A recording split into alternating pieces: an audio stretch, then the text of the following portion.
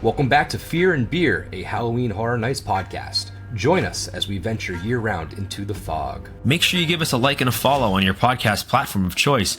Also, be sure to check out our YouTube page where we upload every episode in its video format, and maybe a few other surprises as well. Make sure you're following us on social media to keep up to date with our newest haunted content. I'm Nick. I'm Seamus. I'm Jamie.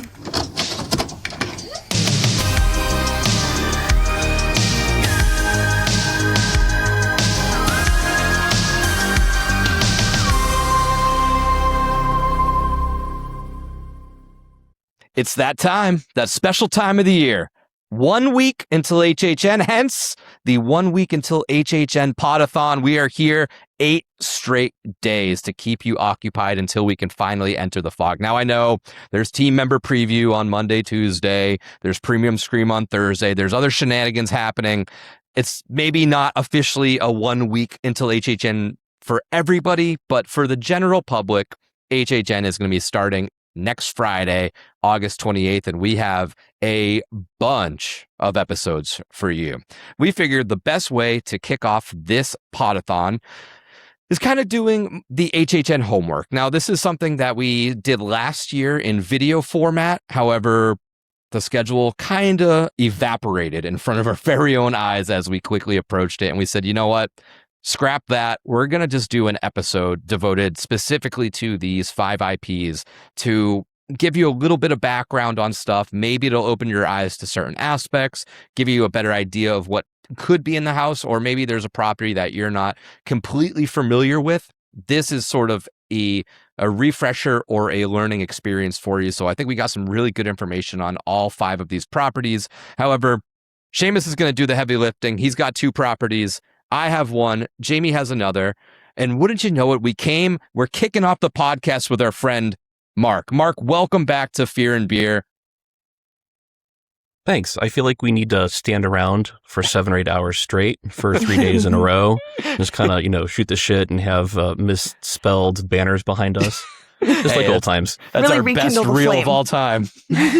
Still to this day, huh? Oh, yeah. That thing is just not going to get beat. I can't make a 1 million view reel if I tried. That thing was just magic.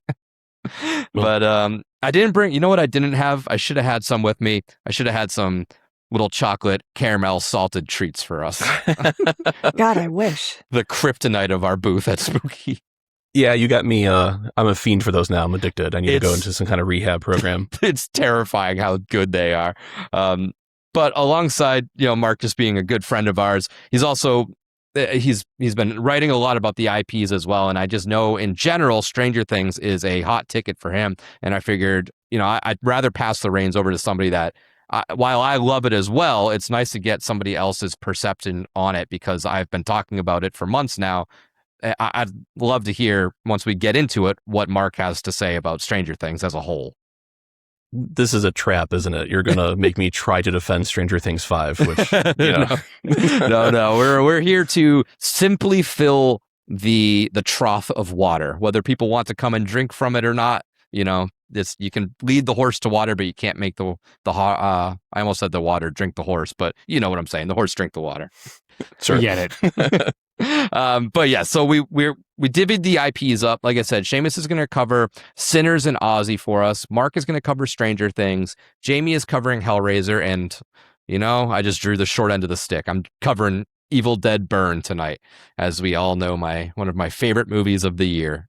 That's extremely sarcastic. But before we do kick off, we have a couple of events that are on our calendar I wanted to make everybody aware of, and you're going to continue to hear about these events throughout the 1 week podathon, but just to get the word out. Wednesday, August 26th, we will be hosting our live HHN Family Feud at Topgolf Orlando. The show is going to start at 7. The doors will probably be around 5:30 or so. Stay close to our socials because we'll have an update on that as we approach that date. It is a free event to come. We hope to see you all there. This is going to be a perfect kickoff for HHN. It's smack dab in the middle of team member preview nights and premium scream night. Perfect scheduling, if you ask me. But that's going to be hosted by us alongside Ryan for the Love of Theme Parks, with a huge cast of creators from the whole theme park world. We have 20 different people, 2 different games, 4 total families. It's going to be a great time. Like I said, it's free, but there will be donations accepted at the door for the Special Olympics. Other than that, we also have our See You in the Fog 2026 released up at Toll Road Brewing. That's at Ocoee, Florida. That is going to be our collaboration beer. It is going to be a New England IPA, similar to last year, but we did adjust the recipe a little bit. That's going to be on Saturday, September 5th. And then the following week, why don't we go back to Toll Road Brewing? This is when on September 12th, they're going to be having their spooky season Fright Flight. This is where they're going to serve flights of beer. Each of them are going to be paired with a Halloween candy, and every flight that is purchased, you get a raffle ticket to win a $150 Universal gift card. I believe our See You in the Fog beer is going to be one of the beers that is a part of the flight. So I'm very curious what we get paired up with as far as candy goes. But that's all I have for what is upcoming. At the end of the podcast, obviously, I'll kind of go through the Podathon schedule a little bit, but you've seen by our posts who's on what episodes at this point. So something very excited. This is something that is a huge labor of love. We're recording 8 episodes. I don't need to spoil it, but we're probably going to be around the 13-hour total mark for all the episodes combined. So we got a lot going on. We do this for the love of the game. Everybody really seems to look forward to this. So it's just, it's unfortunately caught on and become a staple, and I don't want to say forced our hand because we do enjoy doing it. But are you Seamus, Jamie, are you ready for the Podathon? You think we're gonna make it? No. I love I'm the tired of confidence. this, Grandpa. That's how I'm feeling, Seamus. I guess we're ready. As ready as we can be. I mean, Nick doesn't really give us any choice. Okay, relax. But that's We're why into forced that's labor. why this week we got some real big surprises for y'all. We invited a lot of friends this year, I think, Yes. than we have in the years past. So I feel like this year it's going to be a little bit more fun than what it has been. Not to say that the last couple of years haven't been fun, Yeah. Mr. Parabickley, but it is nice to share the wealth a little bit, or share the load, should we say? Yeah, exactly. That's the trick right there. Everyone's like, "Oh, I'm so glad I get to go on the Podathon." And we're like, "We are too, because we get to talk a little less now." Exactly. Not that that's the only reason you're here, Mark, but I mean, it's a nice addition. That's for sure. Plus, you're the resident, HHN historian. So how do we not invite you on an episode like this? I refuse that honor, but I thank you for it nonetheless. I actually was going to try and embarrass you guys and say how cool it is you do this every year, and it really is something you can tell it's a labor of love as a fan. And you can tell that how crazy it is and how dedicated you have to be, because not every podcast does it. So it is you're very dependable in that way, and it's a lot of fun. And I always enjoy it every year, whether I'm going or not. So I did want to, again, just embarrass you guys, put you on the spot and say Thank you, Mark. Oh, I appreciate it. We do, like we said, a lot. It is a lot of work, but there's a lot of really fun episodes that they've sort of become staples for the Podathon. So it's like we don't, like the draft. We used to do drafts here and there on the off season, and now it seems like we kind of just do that for the Podathon, and everyone always looks forward to that, and that's a really fun one to do. So it does alleviate some of the stresses knowing that we have a lot of really cool stuff. So I'm excited to put those out into the world, because we definitely swung for the fences this year, and I think it's going to pay off. But before we dive into the homework aspect, we're going to get there very soon, I promise. I do have a special beer. I figured this was the perfect beer to kick off, because this was seemingly the most sought after beer of all of Horror Nights last year, and that is the PB&J mixtape. Uh-oh. I purchased this over at Half Barrel Beer Company. But yes, this is the Zool Beer Company presents. Man, it's good, but I'm good for one of these things, and that's it. They're everybody listening that drinks beer and goes to Horror Nights, I'm sure you had this one, so you know what it's like. It is tasty, but it should be rimmed with Tums or something like that. It is quite the hearty beer. It is. It's good, but it is good. So let's just dive in. The school bell has rung. Everybody take out your pens and paper. Let's get down to business. Seamus, since you're doing 2 properties, I think it's better off you start it off, and then you can pick who goes next, and you'll finish us off as well to give you a little bit of break in between. Well, I hate to be that guy to have to pick on somebody in a few minutes, but that's fine. I'll be do that. We're going to start with the easy one, I think. We're going to go with Sinners to begin this explanation episode, this homework episode for y'all that haven't, really learned a lot about the IPs, or you want to learn something about some of the IPs that you aren't aware of. Obviously, this year we've got a lot of big hitters. So I can't imagine there's a whole lot of people out there that don't know anything about Sinners as of right now, but you never know. There could be people that have yet to see the movie, have waited, or maybe just haven't really been interested, but maybe we can change your mind a little bit, because I know for a fact that Nick and I are both very excited about this house. Haven't really discussed much with Jamie about it, but I feel like she also is pretty excited about this house.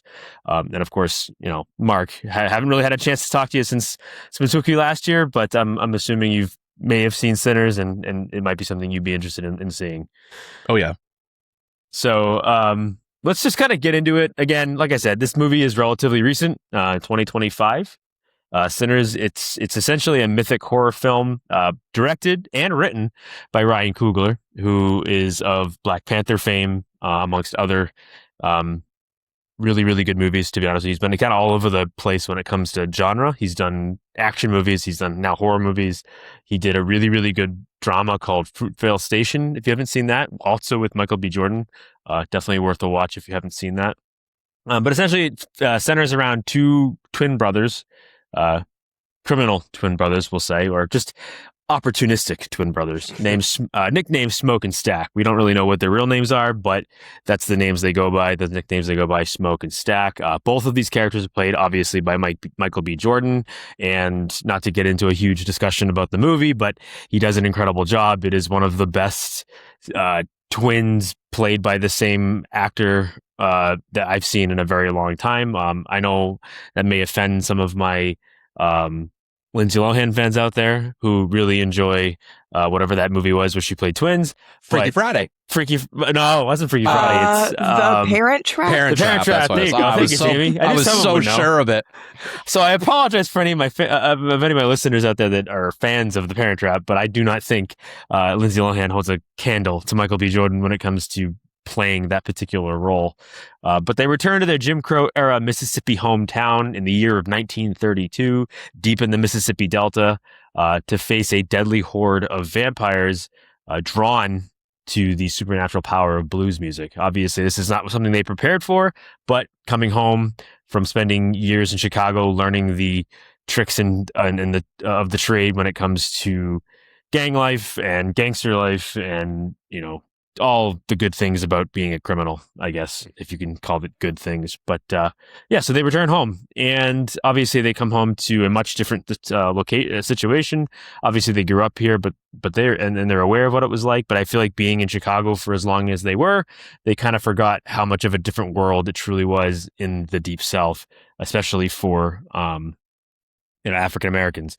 So essentially, what happens is without going through the entire synopsis of the movie, they are attempting to open a juke joint, which is essentially a location where people can come in, listen to some music, drink a few drinks, and just be amongst their own, their own friends and family, and just have a good time and feel. And in this particular case, obviously, I am not the person to speak about this, because I am clearly not a African American individual, but obviously the idea is they want to give a place for their own people to have a place to kind of to have for their own, and feel like they're not being persecuted and looked down upon and treated with violence, which they might be used to in their normal day to day. It's a really great movie that combines music and all eras of music. I think the whole central idea of the movie is that music can kind of bring people together, but can also bring the wrong people together, or can attract the wrong people, hence the vampires. Mm-hmm. And it kind of, obviously, chaos ensues, and it kind of leads to one of the greatest, final 25, 30 minutes of any movie I've seen in recent history. So definitely worth a watch. Now, obviously, the movie is what you're going to want to kind of watch to prepare for the house. That's kind of that's a given, right? Like, there's not really a whole lot out there in relation to Sinners other than the movie. There's no book it's based on. There's really nothing else as far as that's concerned. It's very much it's a very inspired but original story. And obviously that's something that we don't get in Hollywood very often. We can all attest to that. Like, it's a lot of sequels and and crap, Franchises but, and franchises and superhero movies. So it's nice to finally get like something that is obviously very inspired by folklore and inspired by Ryan's life, and also his, probably his heritage and his family, but also it brings in a lot of those horror elements that they're very used to, but they uses them in different ways. Kind of reminds me of a lot of the Jordan Peele stuff. Jordan Peele also does a really good job of bringing in new types of horror into an established genre. But beyond the movie, I did want to point out that if you wanted to kind of like get into like the feeling of this house, like kind of try to bring yourself into into a place of really getting yourself ready for it, that without outside of just watching the movie, I really think you should check out some of like the early Delta blues music. A lot of the early musicians that kind of brought this genre, really to the forefront into everybody's homes.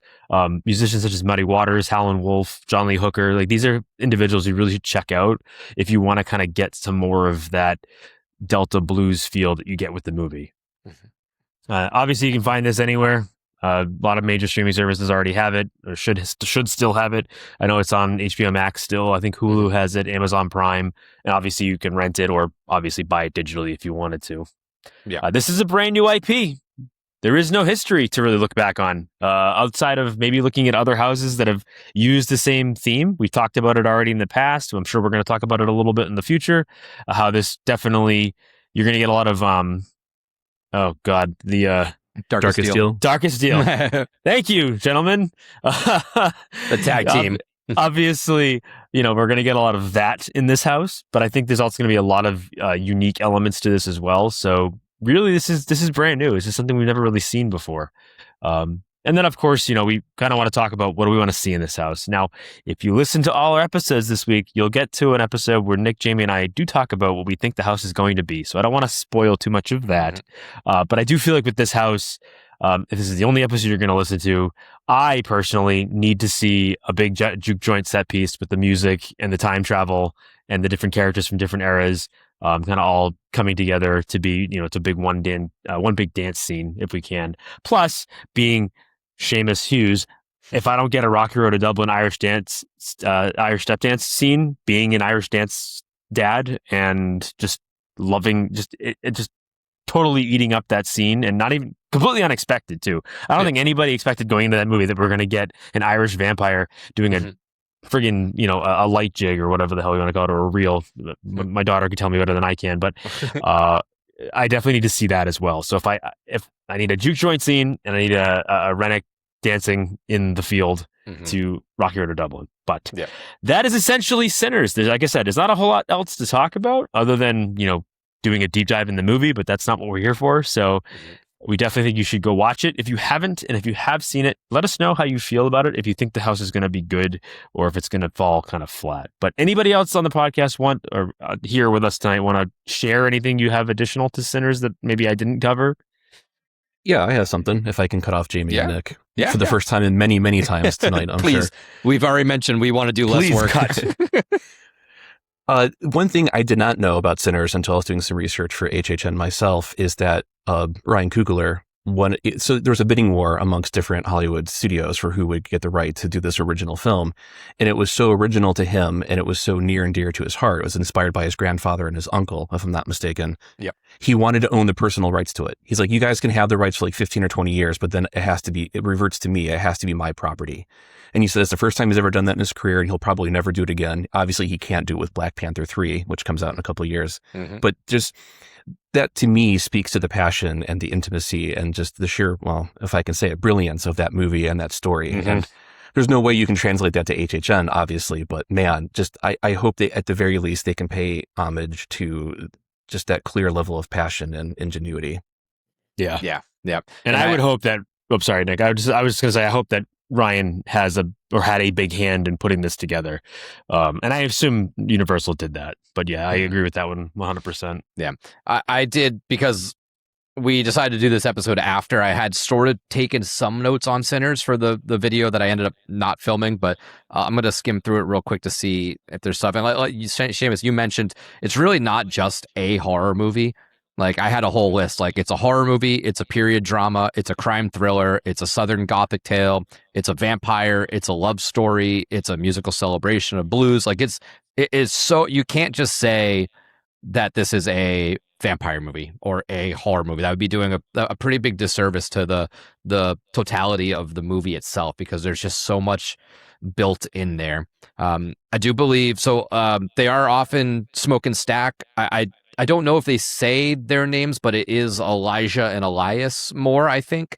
I believe. Okay. I think at one point Wumi Masaku like refers to him as one of the other, like Elijah, I think. Elijah. Maybe that's what it is. Yeah. She kind of talks to him like that as like a person. I like Smoke and Stack is like their gangster persona, and she was kind of speaking to the human, the person that she kind of fell in love with and had their child with.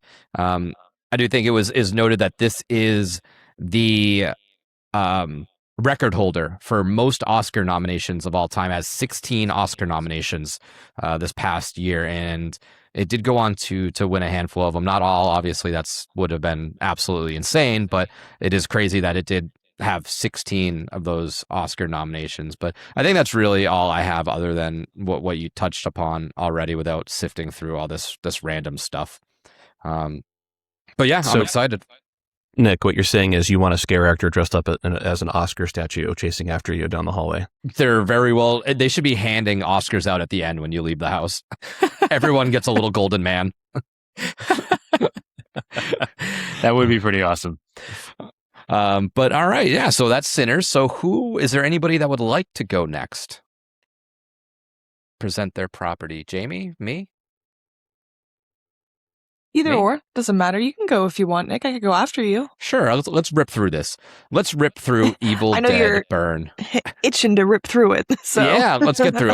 This is a little bit more than Seamus with Sinners, just because it's based on a single movie, but I do think we have to touch upon the franchise a little bit, just for maybe people that are completely blind to the Evil Dead world. So the Evil Dead franchise, the first Evil Dead came out in 1981, and it was followed by a sequel in 87, Evil Dead 2, Army of Darkness in 1992, which is a complete shift. I love it. It's completely wacky and just insane. But there was a big hiatus. Evil Dead did get a remake in 2013. Then we got Ash vs. Evil Dead as a TV show from 2015 to 2018. Evil Dead Rise in 2023. Evil Dead Burn in 2026. And then there is a sequel coming in 2 years, 2028, called Evil Dead Wrath. Now, the basis of Evil Dead as a whole, the villains, right? They're not just zombies. They're referred to as deadites. So deadites are undead parasitic spirits that feed on the souls of the living and possess the bodies. So they're believed to be corrupted spirits of humans from long ago, and they sort of return to the mortal plane throughout history. And there's a couple ways that you can become a deadite. That is through incantations, ancient artifacts, the Kandarian demon, or the Necronomicon. And those are primarily how somebody becomes one. And then after that, once there is like a deadite, it does transfer. So again, reading the Necronomicon out loud, if you're bitten or wounded by a deadite, that's sort of how they can pass that along and spread a little bit. So we mentioned the Necronomicon. That is a pretty important artifact in Evil Dead's history. That is the Ex Morta. It's the Book of the Dead. So this is the primary catalyst for the Evil Dead mythology. This is where, if you read it out loud, it can summon the Kandarian demons, which in turn bring you deadites. There's been a couple versions and copies throughout the franchise, so there is seemingly not just one. There's multiple versions of the Necronomicon throughout history. And then something that does play into this movie a little bit, that is the Kandarian dagger. And this is an ancient ritualistic weapon often associated with the Book of the Dead, and it is used against supernatural forces. And this is, we come to find out in Burn, the very important, this is what one of the deadites, Jessica from Evil Dead Rise, is searching for, because it is seemingly the only thing that kills deadites. So they're trying to find it to kind of rid it and get rid of their biggest adversary. So Evil Dead Burn, this is actually the first movie without a Bruce Campbell appearance. So in Evil Dead the first trilogy and Ash vs. Evil Dead, obviously Ash is pretty much the prime character. But in Evil Dead 2013, he did have a post-credit scene where he kind of had a little cameo. And in Evil Dead Rise, when they are playing the speaker, there is a clip of Bruce Campbell's audio from one of the previous movies that is heard. So yeah, I guess he's not necessarily in it, but he can be heard. So that's kind of gives him a credit. But this is the first time that he was not in the film, or really referenced at all. So the story of Evil Dead Burn, the movie opens with Jessica, who we mentioned is searching for the Kandarian dagger, who is one of the Deadites from the previous movie. And this is where we kind of start bridging the gap between that last one and this one. This one is a little bit different in the fact that the Deadites kind of migrated from this movie into the next. So there was no reading of the Necronomicon that starts all of this. It kind of is essentially a drawn-in dead sequel. The main character we do follow is Alice, and she is this French woman that's living in America. She was married to Will. I probably should have said this before. I forgot to make notes of it. We're obviously talking full spoilers here. I should have mentioned that off the top. Mark, you mentioned to me that a couple days ago, and I completely forgot to. I had it in my notes. But yeah, we are talking full spoilers here, so I'm going to assume that everyone listening is okay with that. If not, I don't think I spoiled much yet, but we're about to. She was married to Will. Will is seemingly this really abusive boyfriend. We don't really find out till later on in the film, but she is essentially trapped with Will's family following his passing.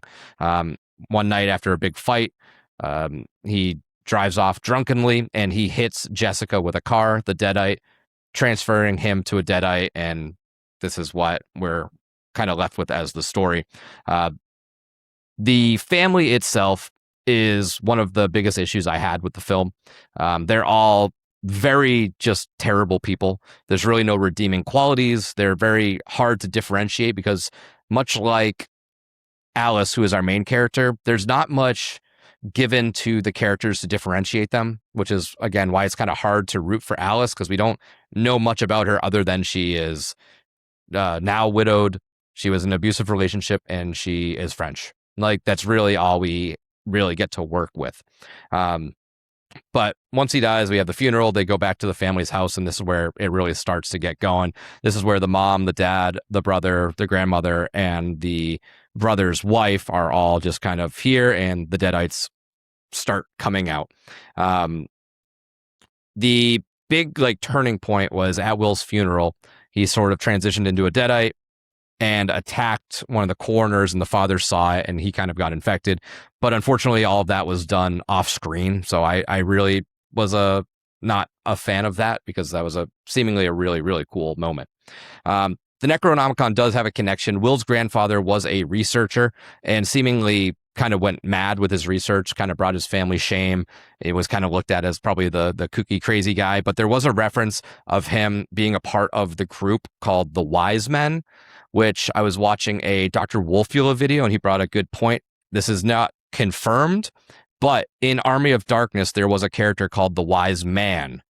So I'm curious if this is like a underground group that has carried from the Wise Man all the way through history. Just a cool connection, not necessarily confirmed by any stretch of the imagination.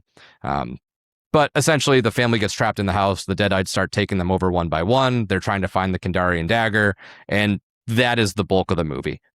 Yes, there's gore, there's practical effects, there's some brutal kills, there's blood.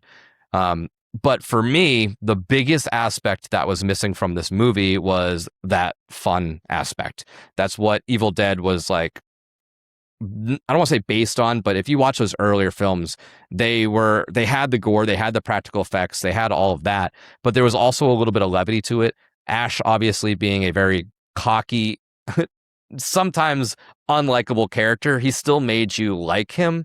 You shouldn't like him. He's like kind of a cocky playboy, especially in Army of Darkness, but you still kind of get behind him because you do enjoy the character.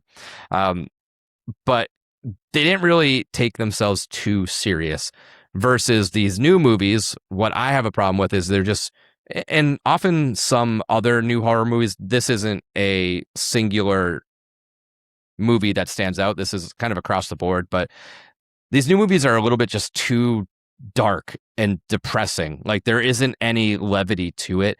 Even the visuals, it's pretty dark. It's all washed out. It's like at night, decrepit house, little color, very muted visuals. And it's miserable. And I get that depression is scary, but it's not like, that's not what makes a horror movie. It's not just a depressing feeling. There's some movies that can play with that, but I feel like they're putting too much in sake of that. And somebody else that agrees with me would be Bruce Campbell himself. He actually had an interview a couple days ago with CBR, and he said, quote unquote, there's no point for these to get too grim. You can be scary without being grim. A little more humor wouldn't kill you. So for me, like if your main guy, Bruce Campbell, is saying that you maybe need to lighten it up a little bit, even just from a shooting perspective, adding some color and visuals, I don't think it's going to necessarily hurt you. So I think you should probably listen to the man that helped you bring this franchise to life. So the gore, I can't take it away from the film. That stuff was pretty good. There was a couple really gross out stuff and some kills that were fun. The car seat kill where, the deadite comes home and she pulls the car seat out of her head. She then starts to drink very hot wax that's all melted up. There's another deadite that essentially gets their head turned into mashed potatoes because one of the characters has to just beat and smash it up. It's good. It's creative. It's a little bit different. So that aspect of it, I think, is what really works. So as far as what is like a required viewing, obviously Evil Dead Rise, I think, is the most important. If you have time to look at the previous iterations, especially the first ones, they're very different films, but I do think it still would be enjoyable. But Rise is a direct connection. And then in the post credits, there are connections that are seemingly going to bring the two films together in Wrath.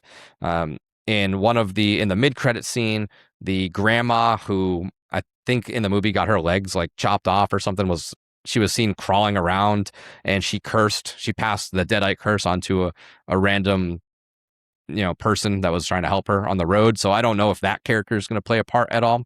But at the very end scene, there was a scene back at the crematorium where they showed urns of people that like didn't get picked up, and one of the urns was labeled Ellie Bixler, who is the character from the very first one, the redheaded one, and she appears behind her, kills her, and then says, "Mommy's back," which connects the two. So I'm guessing that she's going to be back. She obviously was a pretty big role. Everybody was all in on her when that Evil Dead Rise came out. So I think that that's where they're going to continue the franchise from here. This is a newer movie, so you could probably still see it in theaters, but it is also available on VOD right now. It's $20. I wouldn't be surprised if in a couple weeks or a month it's on HBO Max alongside the other Evil Dead movies. So I don't think you really have to shell out the $20. Sorry, I'm not going to push that on you, but Evil Dead does have a brief-ish history with HHN. Evil Dead, the remake, was at HHN23. At HHN27, we had Ash vs. Evil Dead as a house.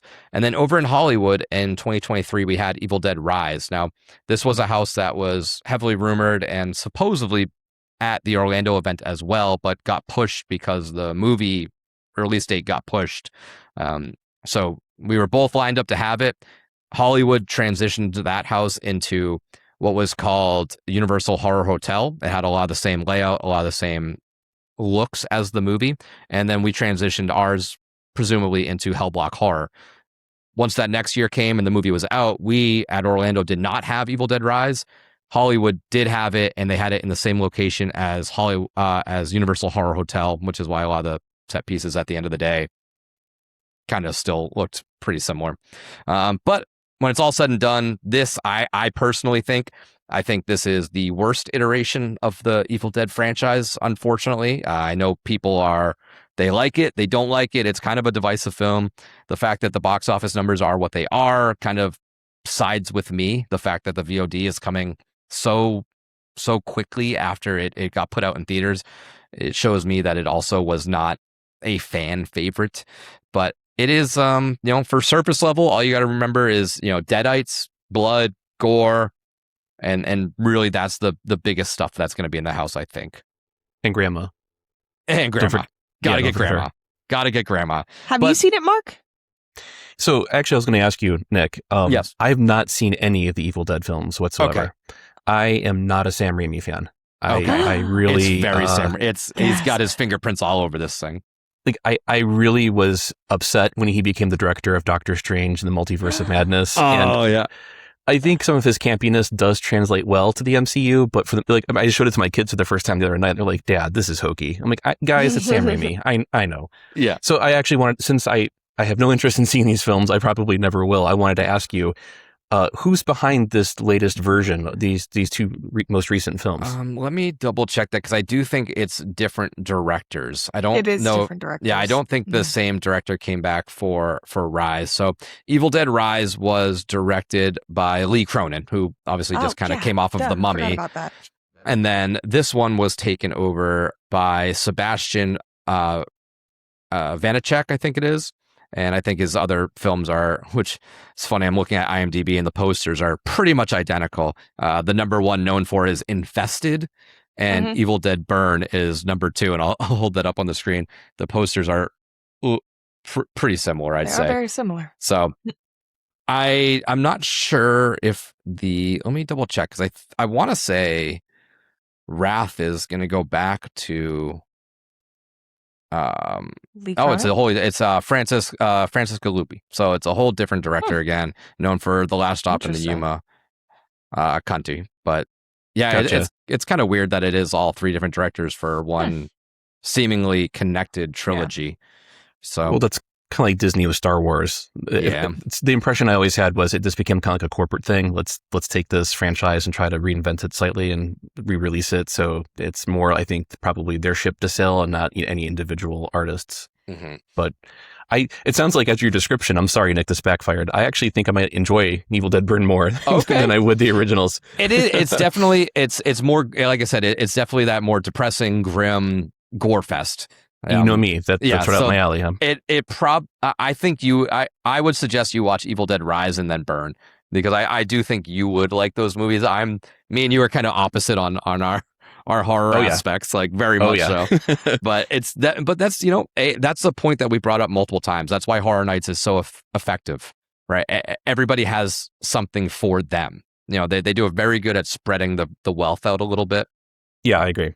So, yeah, I really like that stuff. I am surprised. I did think you would like Sam Raimi's stuff a little bit. That does shock me.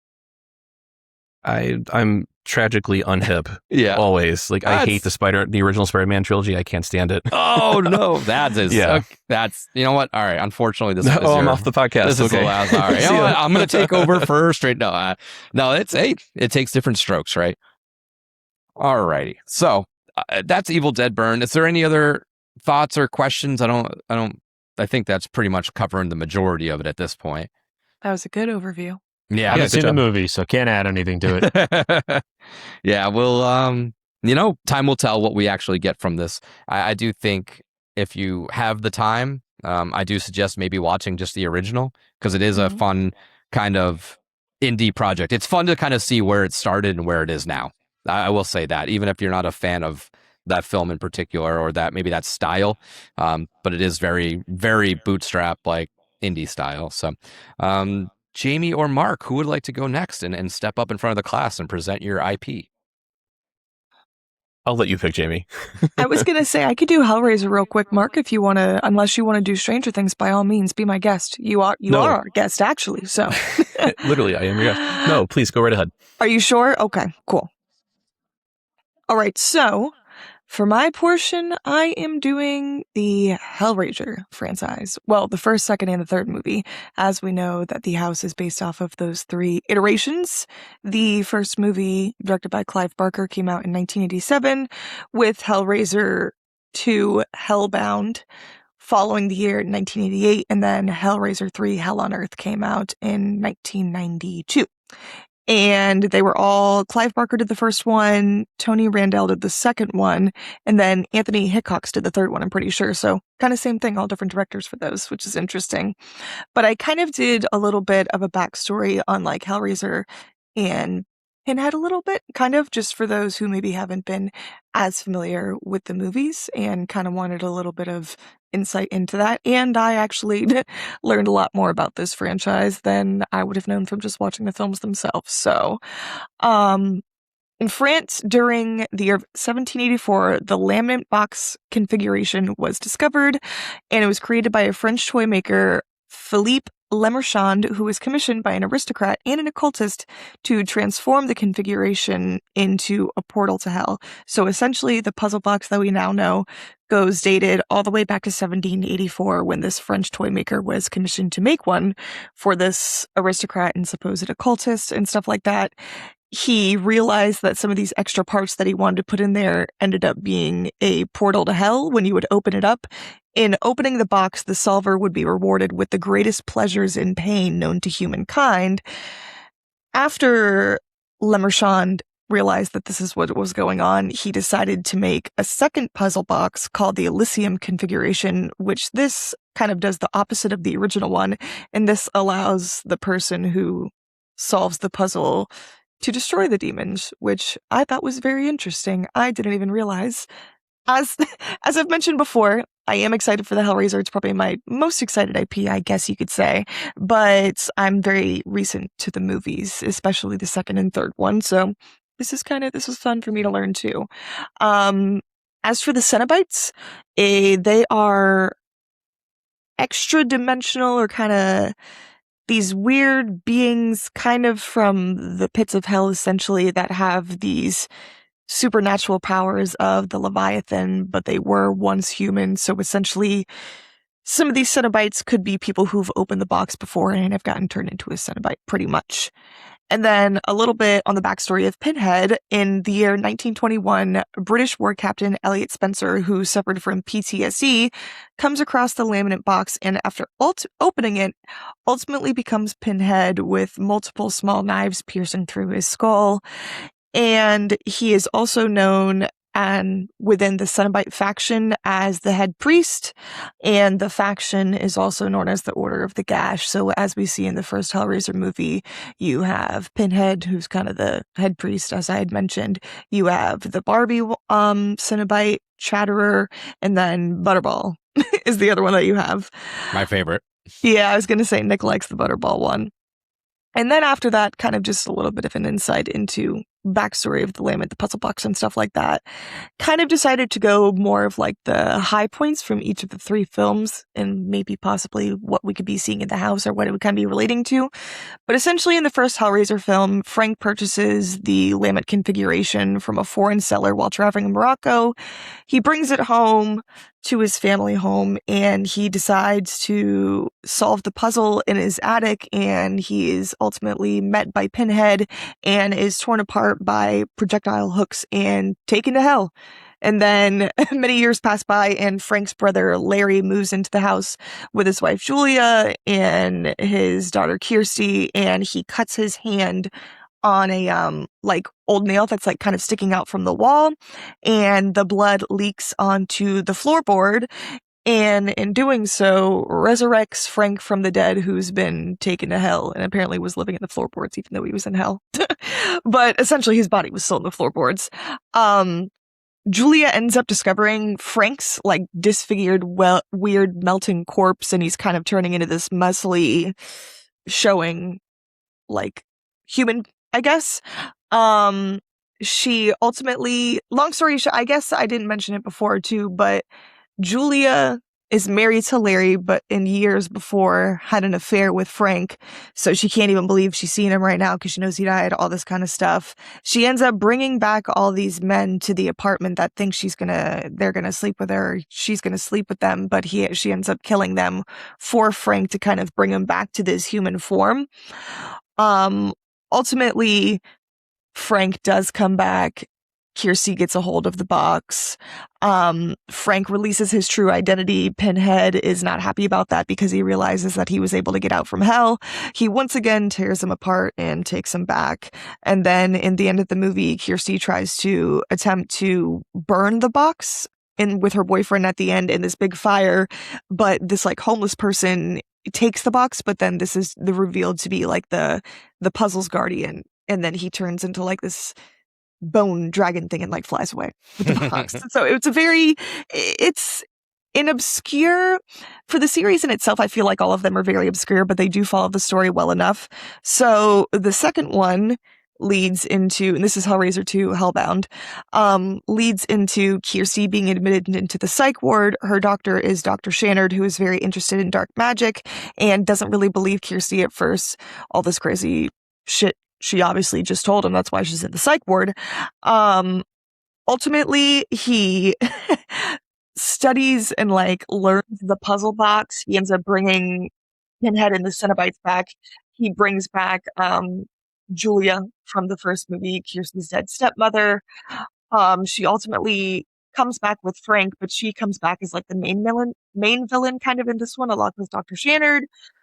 This one kind of had more of a mythical kind of like vibe than the first one. I feel like the first one was very gooey and bloody and gory. This one still is too, but to an extent. We see Kirsty in her kind of bandage wraps that they wrap her in for this instead of showing her like muscle skin like they do to Frank in the first one. We see the iconic scene in Hellraiser 2, which is the one of when Frank's pointing up at the wall saying, "I'm in hell, help me," with his blood kind of draining down the wall. Okay. Sorry, I actually took a lot more notes than I thought I did. Well, you got 3 movies to talk about. So. Yeah, exactly. And I'm trying to not make them too giving away, I guess, for those who haven't seen them. But Kirsty ends up visiting the hell dimension that was mentioned in the first movie because she wants to try to bring her dad back.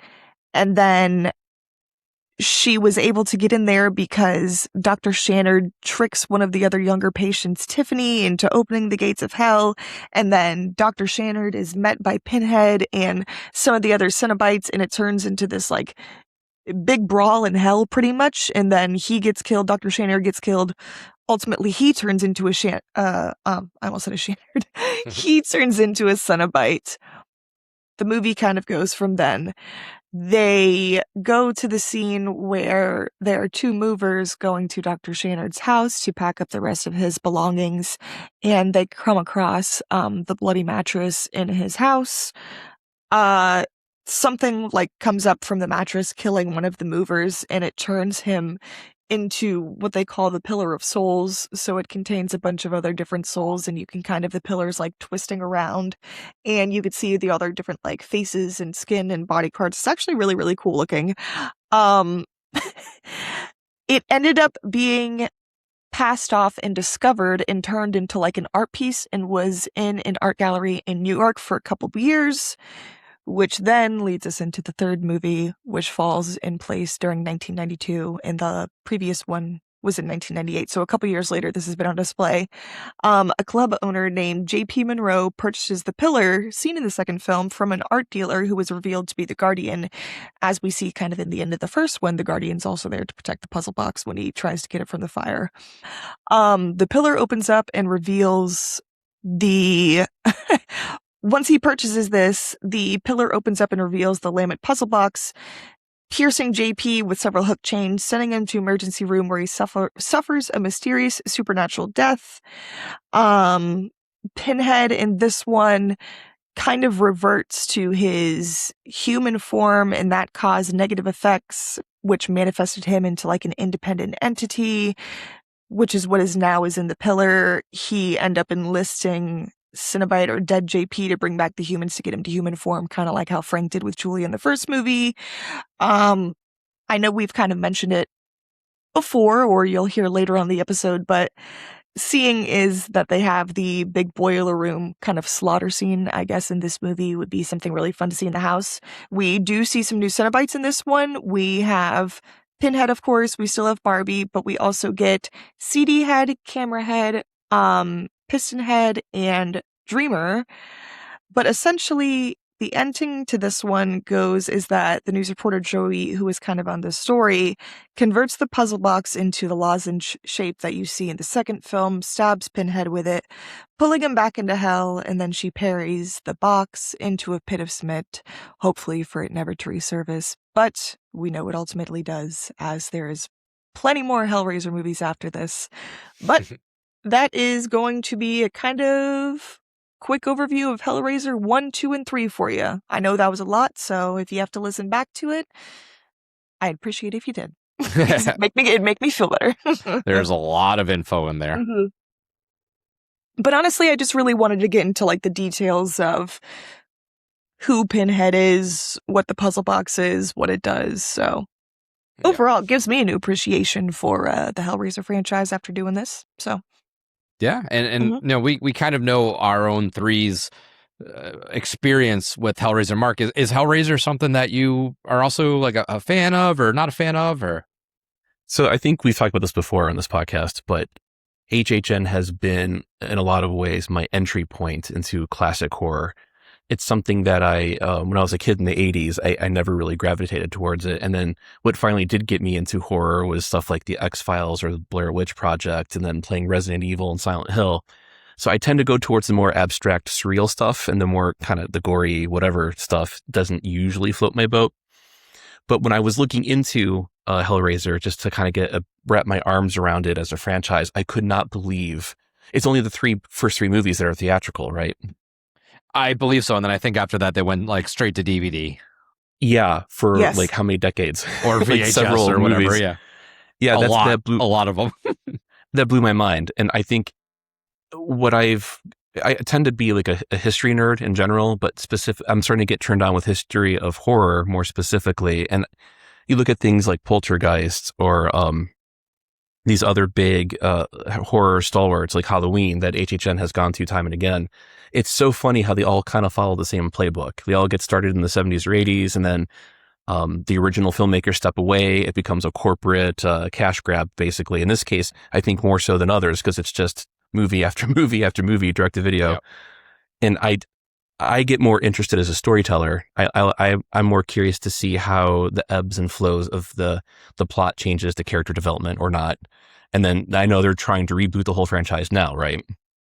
I think so. They had a movie, reboot movie through Hulu, I believe it was. I never ended up watching it, but I might have to tune that in before. I know it's not a part of the house, but I am curious what their take is on this. I meant to say as well, too, that right now they have Hellraiser and Hellraiser 2 Hellbound on Tubi. Shout outs to Tubi. It's free, so you could watch it on there. Hellraiser 3, I'm not quite sure where it is streaming right now. You might be able to find it streaming somewhere. I know Nick. You have to purchase it, I think, because I bought it on Nick Vudu. bought it, so is that what you bought? Well, Nick bought it on Vudu, so there's your answer to that. So maybe you could do what I did and you could find the kind of, if you're into YouTube videos like that, if you're watching on YouTube right now, maybe you would like this, but they kind of had a history timeline of all the Hellraiser films that I watched a little bit too to get some of my information for this video. So that was really helpful as well. So since you guys are fans of the franchise, at least I'm assuming Seamus is as well, do you think the backstory, the lore, the mythology of this thing is worth getting into? Is it interesting enough to sustain all these different movies? I honestly haven't watched I won't lie, I haven't watched past the first three, just because the first time I watched Hellraiser was maybe 2 years ago. And then the first one, and then recently the third one, honestly, for coming to horror nights. But I was never a huge Pinhead fan per se, but I feel like he was always one of those horror characters that kind of stuck out to me, especially seeing like VHS covers or DVD covers in Blockbusters back in the day when you were a kid and having him be such a notable character. Right. But I think even from what I have learned from the first three movies, I think there is so much lore behind Pinhead himself and all the Cenobites and the Lament Box, and it's just a lot to really get into, and it's very interesting because I mean, with having so many of these movies, I know not all of them are the best from what I've heard, but it is fun that they went this far into it to kind of tell the story. Yeah, I can confirm they're not that very good. They're not good. Like anything after in space. For me, anything after two is pointless. So you can watch it because I mean it does carry forward the story, but it's so far beyond the short story that Clive Barker wrote that at this point it's just like people's interpretation of what that world looks like. Yeah, like the fourth one is and that's why it makes sense they stopped at 3 for this house, because the fourth one is just so ridiculous. It's 3 different timelines, I believe, like super past, present, and then like the future, where like they've brought the Cenobites and the box to space to like blow it up and kill everybody. Like, and that movie was riddled with production issues and changes. I think the director, he like finished the film and then the studio had a lot of notes. They wanted to kind of rework it completely, and he wanted nothing to do with that. So they brought another director on, finished the project. And typically when that happens, they kind of give both a credit to both directors. The first director did not even want his name on it. He said, don't even give me credit. I don't want to be attached to whatever this movie ended up being. And that's kind of been a very well sought after, like, hidden gem of history. Whereas like people have been asking for his original cut of what 4 would have been. And it's something that I think is lost in time at this point. I don't think we'll ever get to see the true cut. There's people, I think, on YouTube pieced together what they think the movie might have been based off of like leaked scripts or leaked storyboards. So there's like parts of the movie and then it cuts to like drawings, like storyboard of what would have been next. But that's about as close as it can get to this point. I think it's unfortunately just been lost. That's kind of cool, though. Yeah. The fans have the passion to do that. That's neat. Yeah. It is kind of touching on mine and Jamie's franchises. The Evil Dead franchise, we're getting a lot now, but in comparison to the other franchises, like you mentioned, that just started pumping stuff out, we're at 6 Evil Dead movies, not counting the TV show, in a 45-year span. I think that does show a little bit of restraint versus the Jasons, the Fridays, the Halloweens, the Nightmare, where they're at the 14th or 15th version, and then maybe not as long of a time. Halloween was 78, so it's a longer time period, but only by 3 years, and they have pumped out more than twice the amount of movies. So I think at least with Evil Dead, they have at least shown a little bit of pullback to make sure they're not just putting out something for the sake of putting it out, which unfortunately you can't say the same about Hellraiser, because they did not care. They milked that thing as much as they could. Pinhead is obviously an iconic character, and so it is neat just to have the iconography. Even if you're a sap like me, you don't end up watching those original 3 films. Right. It's to be steeped in that atmosphere, and hopefully they carry the old cheesy 80s music over too.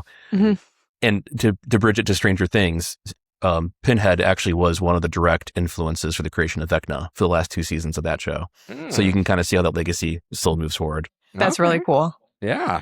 All right. Well, I do think that is the perfect segue. So, Mark, you are our Stranger Things aficionado for tonight. So this is a property, I think, this is probably, of all the properties we have, the one that people probably are most up to date on. But if they are not, please catch up the class on what they're missing out on right now. So I wasn't really prepared. I didn't really think that you were insane enough to ask to sum up 5 seasons in a stage play. No, we don't have to do that crazy. Okay. We don't have to go that crazy. Okay, good. I will say that Stranger Things came at a time, it premiered in July 2016, took them almost a full decade to do the whole thing. It came at a time which is like peak TV, and it's at a weird experimental time in Hollywood where they allowed these newbies to come in and pitch shows. Like the 2 guys who ended up doing Game of Thrones really had no background.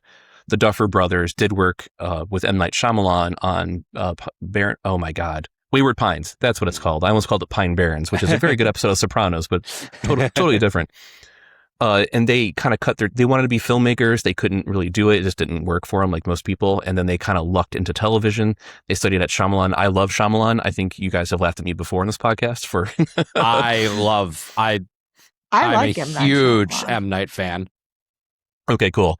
I will say here very quickly, a brief aside, Shyamalan has said years before the last season of Stranger Things came out, he's really looking forward to whatever they do next, because it's not their storytelling sensibility. It's that of Steven Spielberg and his production company, Amblin, from the 80s. It's their channeling the 80s through Stranger Things. And they did a fantastic job, but it will be interesting. They have a contract now with Paramount to do a series of movies.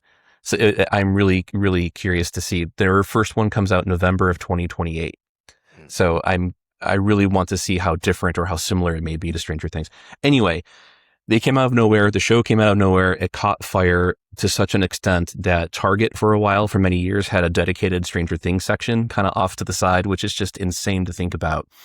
And as the show kept going, they originally kind of pitched it as a 1-season deal. They said, maybe we can do 2 seasons. The second season could be an anthology, or maybe it's like Stephen King's It, where we go back and they're adults and they have to deal with the Demogorgon and the Upside Down coming back. But Netflix saw the footage. They saw the cast as just pure magic. Like the cast and the soundtrack, I think, are among the best in television history, even going into the 5th season. And so they kept telling the story, and it kept growing and growing. And you can really see along the way, like season 3, they ended up having so much money when they redid an 80s mall, Starcourt Mall. They found this old abandoned mall in Georgia, and they went in and they actually furnished every prop with a period specific price tag. So you could walk in if you wanted. And the camera never did, obviously, but just seeing the amount of passion and money and dedication is great. But also at the same time, when you get to Stranger Things 4 back in 2022, you can tell like that was one of the most expensive seasons of television ever made. I think it was like 10 or 15 million per episode. And the episodes get up to 2.5 hours long, and you can tell the show starting to change. They introduced this Vecna character who is a humanoid, and he's sentient. He's not just this kind of larger than life, literally character, more like an old fashioned 1920s eldritch horror thing. They wanted someone you could talk to, someone like Freddy Krueger and Pinhead, who can taunt our characters and chase them in their nightmares and interact with them. And then once they came up with the idea of Vecna, the question was, well, how does he fit into the backstory? And so for the last 2 seasons, 4 and 5, they reveal a lot about how Vecna is basically the whole show. It's his blood that births Eleven, who's one of our main characters, and all the other children at the Hawkins National Lab. And at the same time that Vecna is so cool and so big and bigger than life and so interesting, they start to, I think, come under some pressure, perhaps, from Netflix and other corporate partners. And they did the thing that so many franchises are doing now, like Harry Potter and Game of Thrones just had a stage play that premiered for the first time over in London. They did a stage play called The First Shadow. It's still running right now in London and New York, but it's going to be wrapping up its run early next year. And that's supposed to be like the untold real backstory of Vecna. And they end up changing a lot of things, even though the Duffers themselves and one of the staff writers did the script for the play.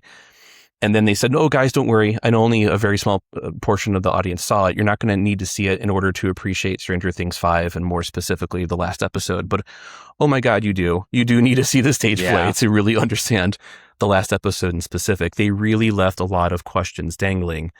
And they have been so hell-bent on saying there's no follow-up series until just recently. Right before the last few episodes came out, they said, well, maybe we can do a sequel. And the actors were like, yeah, we can make it like with Beetlejuice. We'll come back 30 years later and Winona Ryder decides to replay that character. We can do that. We can be like Winona. We can be adult versions. So who knows what the future brings? Who knows if their deal with Paramount works out? There's been a lot of rumors that Netflix has been less than happy with the Duffers for abandoning the platform. They had a show premiere. They had 2 shows premiere on Netflix, which one of them I'm very ashamed to say I didn't know it even came out and the Duffers were involved. It's called Something Very Bad Is Going to Happen. Came out this past March.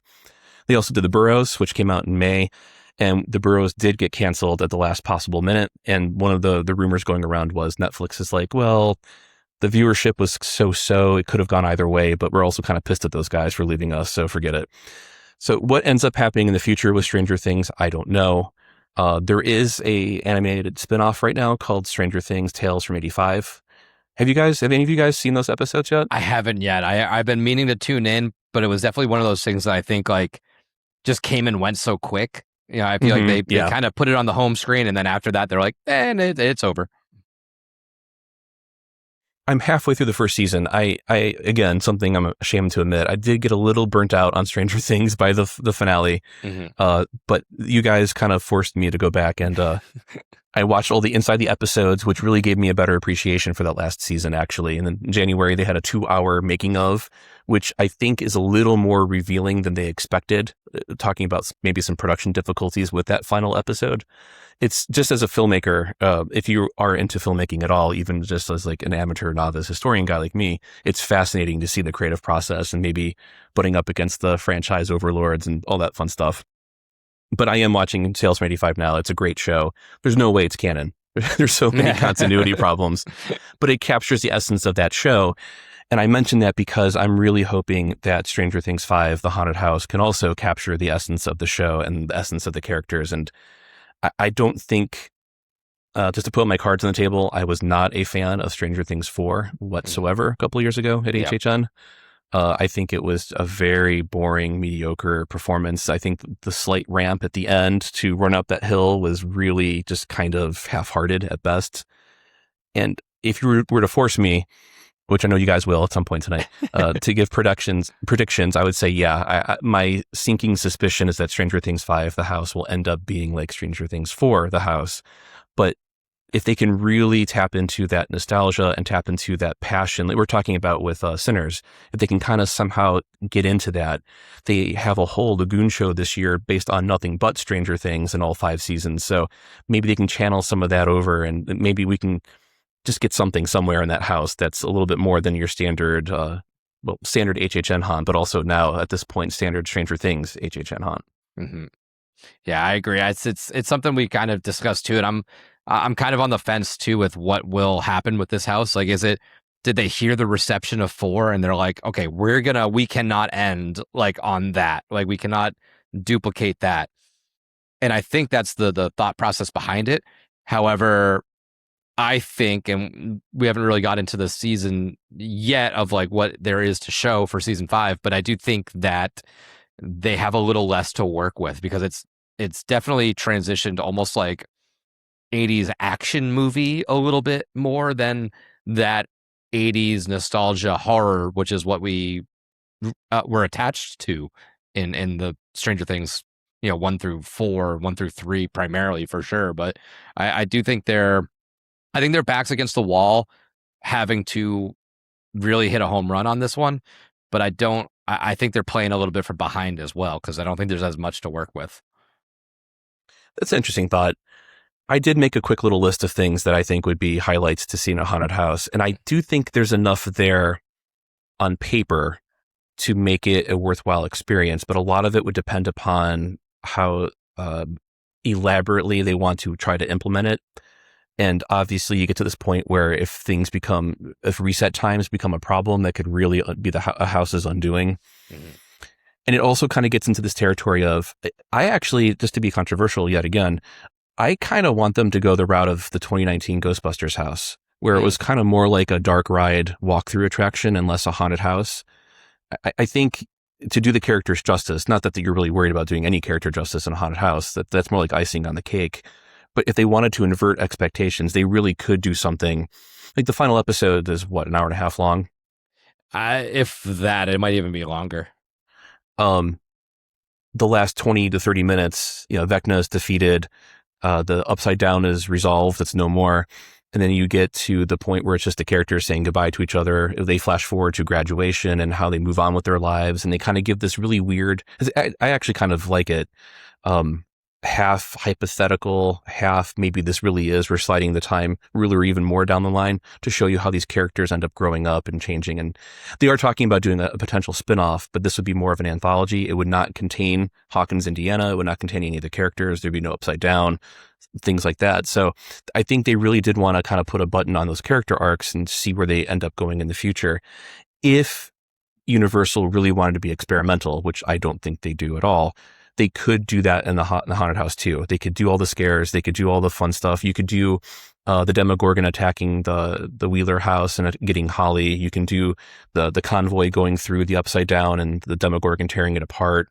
There's that gooey, melty room sequence where everything starts to like that would be amazing. I'm sure lots of water effects would be employed. That could be like a really memorable scene.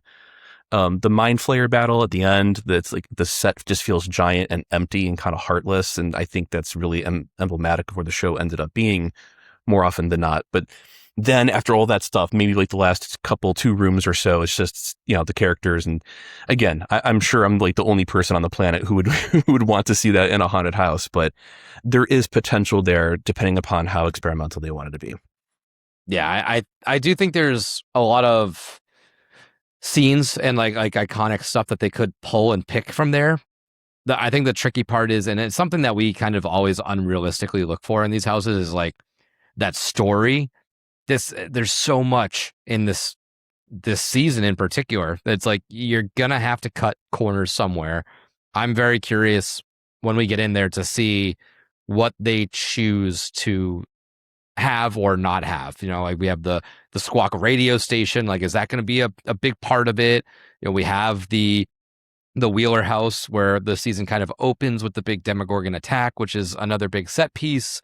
The big interior Mind Flare battle with Vecna towards the end. There's a lot of stuff, even the Max Z stuff, like all the military. There's a lot of big sets and big scale.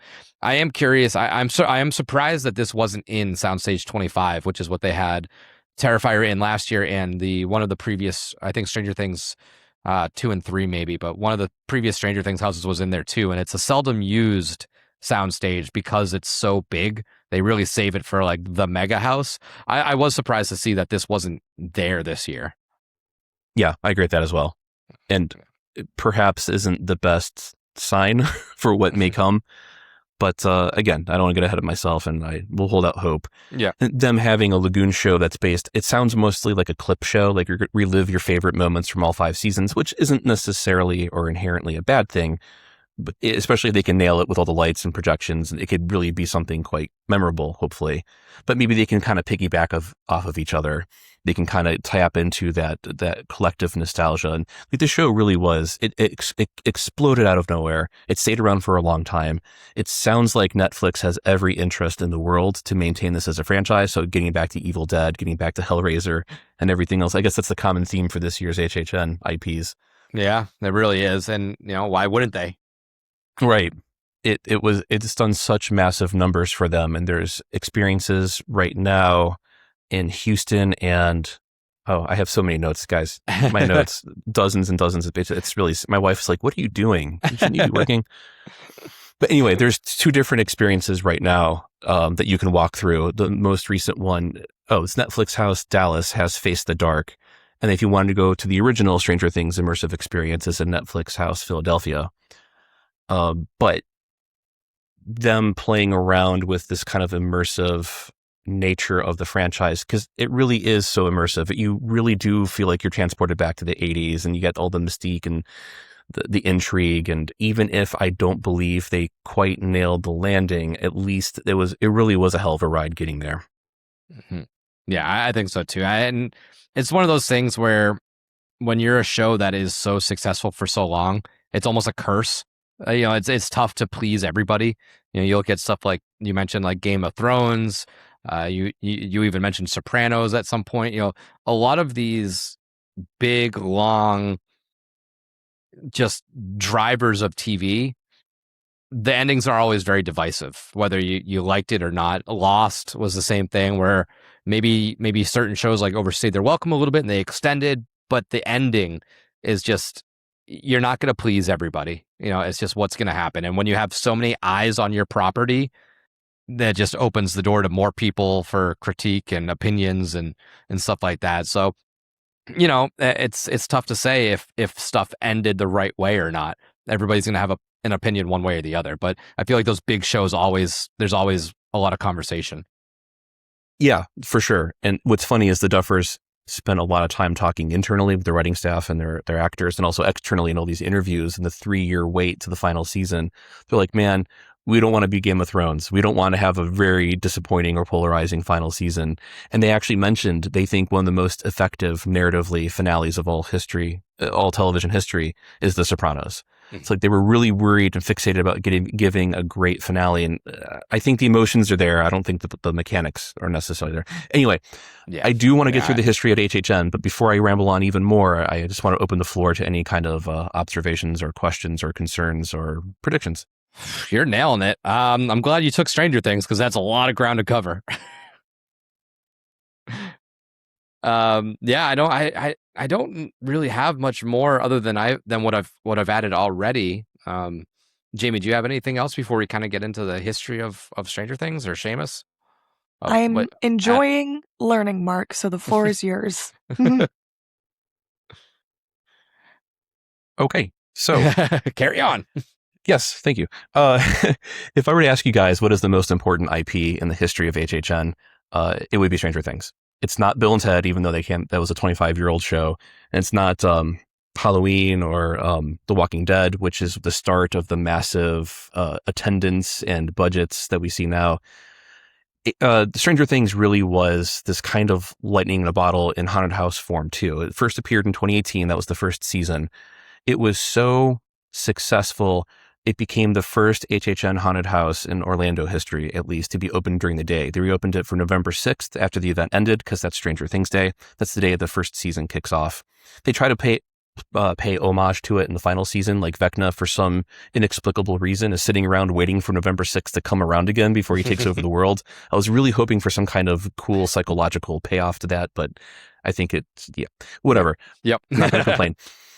But 2018 also is the year that they had a food booth that was just a standard normal kiosk, but they just called it Benny's Burgers, a location from the first season and the fourth season of the show. And people really responded to Benny's, like, oh my God, it doesn't look anything like Benny's Burgers, but man, it has the name, and there's some burgers and there's like some tie-in food. And then when it came back in 2019 for the second haunted house, which covered the second and third seasons, I remember I was editor-in-chief of Orlando Informer at the time, and posting those pictures, like that's the first time I remember Universal really doing like a sexy photo shoot for all their drinks and all their plates. And they really went full out. It made the whole event turn into a general 80s theme for that year. The amount of tie-ins they had was ridiculous. This was the first time that one of the Universal hotels tied into HHN. At Cabana Bay Beach Resort, they had the Stranger Things photo op. They did that several times. They haven't really done it the last 2 or 3 years now, have they? And they've been focusing more on, and something they did continue this year that they just announced recently, is they are going to continue to do these different like haunted bars. They're kind of changing all the bars in the different hotels to different themes, which is pretty cool. It's a good way to get people into those places that maybe otherwise wouldn't. And it's also debatable just how exciting a photo op, like go sit in the Byers family room or go sit at Scoops Ahoy and have your picture taken. I mean, I'm terrified of my picture, as you guys well know, but man, I would love to sit in the Byers. So yeah, it's debatable just how exciting of an option that was. But the fact that it was Stranger Things that really started the food and beverage game to go into high gear. They started the hotel participation to go into all that stuff is just, it's amazing to step back and look at just this one little 5-season television show has really been so revolutionary with the event as a whole. And that's about it. It did come back again for the fourth season in 2023, and they had 2 fully dedicated themed food kiosks. One was the Stellar Bar and one was Surfer Boy Pizza. And they had lots of interesting, one of the drinks was something with peanut butter, wasn't it? The Smuggler's. Yes, the Smuggler's Run or something like that. Or something like that. Smuggler's Run is the Star Wars ride, I think. I was going to say, I think that's the other park. I forget what it is, but it was something like the peanut butter smug, because that was like his Yuri name. Yuri.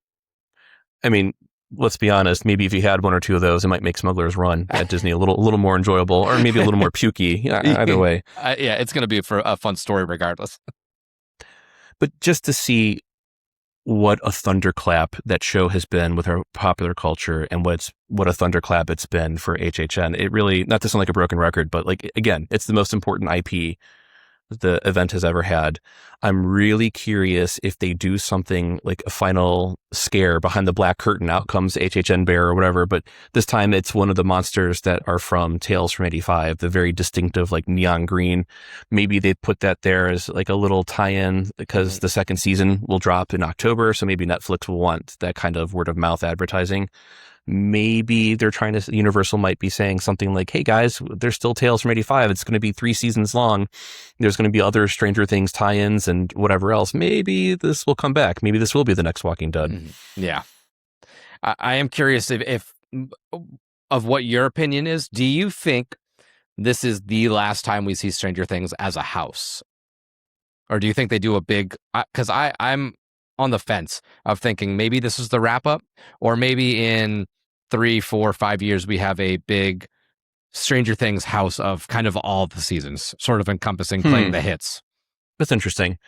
In all honesty, I think it depends on 2 things. The first thing is, I think a lot of these IPs that get introduced into art and design and eventually becomes a scare zone or a haunted house. I'm sure Fortnite was this way too, but it comes from the marketing department. They say, hey man, we got this IP, it'll get butts in the streets, let's do it. And art and design might say yes sir, and they might say, oh man, we got to do Walking Dead for the 5th year in a row, but they'll do it. So I really do think that sounds to me like maybe that's a marketing call and not necessarily a designer of the event call. Yeah. I also think it depends on how Stranger Things ages. If people start to clamor, like The X-Files, another one of my favorite shows, ended poorly, so poorly, the most disappointing television ending. And then they did it twice. They came back years later and they ended it even worse the second time around, which just blows my mind. But that was a show that tried to transition to a series of movies. It failed. It died out for various reasons. But then like 10 years go by and people start to say, well, oh my God, it's going to be the 20th anniversary of that show's premiere. I love that show. And hey, let's do a revival. So I could really see Stranger Things going down that route. Like, okay, it's aging well. The last episode isn't that bad. And the actors are older and they're now going to play the X-Men and other big franchises. Let's get them back. Let's do a follow-up show. Let's do something. If that happens, then I could definitely see Universal, whether it's art and design on the one hand or marketing on the other hand, saying, yeah, we can get in on that action. Yeah, I think so too. And like you mentioned, becoming X-Men, I don't know if Netflix is going to be able to afford these actors in about 5 or 10 years if they did want to try to revisit it at some point, because this is, I mean, they're building their stock. I mean, who would think that, maybe after watching season 3, who would think that out of all of them, Sadie Sink would be doing the best out of pretty much anybody on the show? Yeah, that's a good point. And some of the other actors are really trying. I feel like Eleven's been everywhere with, Holmes and other projects, but that's neither here nor there. I just want to see, guys, I was thinking if Universal really, if this is the last year, the send-off year for the franchise, as far as anyone knows, how could they really send it out with a bang to equal its huge introduction in 2018? And the only thought I could come up with is, did you guys happen to see that really cool Star Wars food kiosk at D23 this past weekend? I haven't seen it, no. I don't think it was a functional food kiosk. I don't think you could actually order food or drink, but people would stand in line for an hour just to watch it because they had all the little audio animatronic droids running back and forth, and Grogu's using the Force and things are levitating. And it's all the sound effects and it was like a little show, and people loved it. Everyone's like, man, this is better than what we get in Galaxy's Edge. So if Universal would do something like that, less robotic figures, obviously, and more like you walk into a dedicated room, it's just nothing but that. So it's like a combination of tribute store and food kiosk, but I don't see Universal actually, honestly, doing that anytime soon. They don't have the real estate for it. And so, yeah, I think what we're going to get, unfortunately, rather than a big equal send off, will just be kind of a sad little repeat of Stranger Things 4 from a few years ago.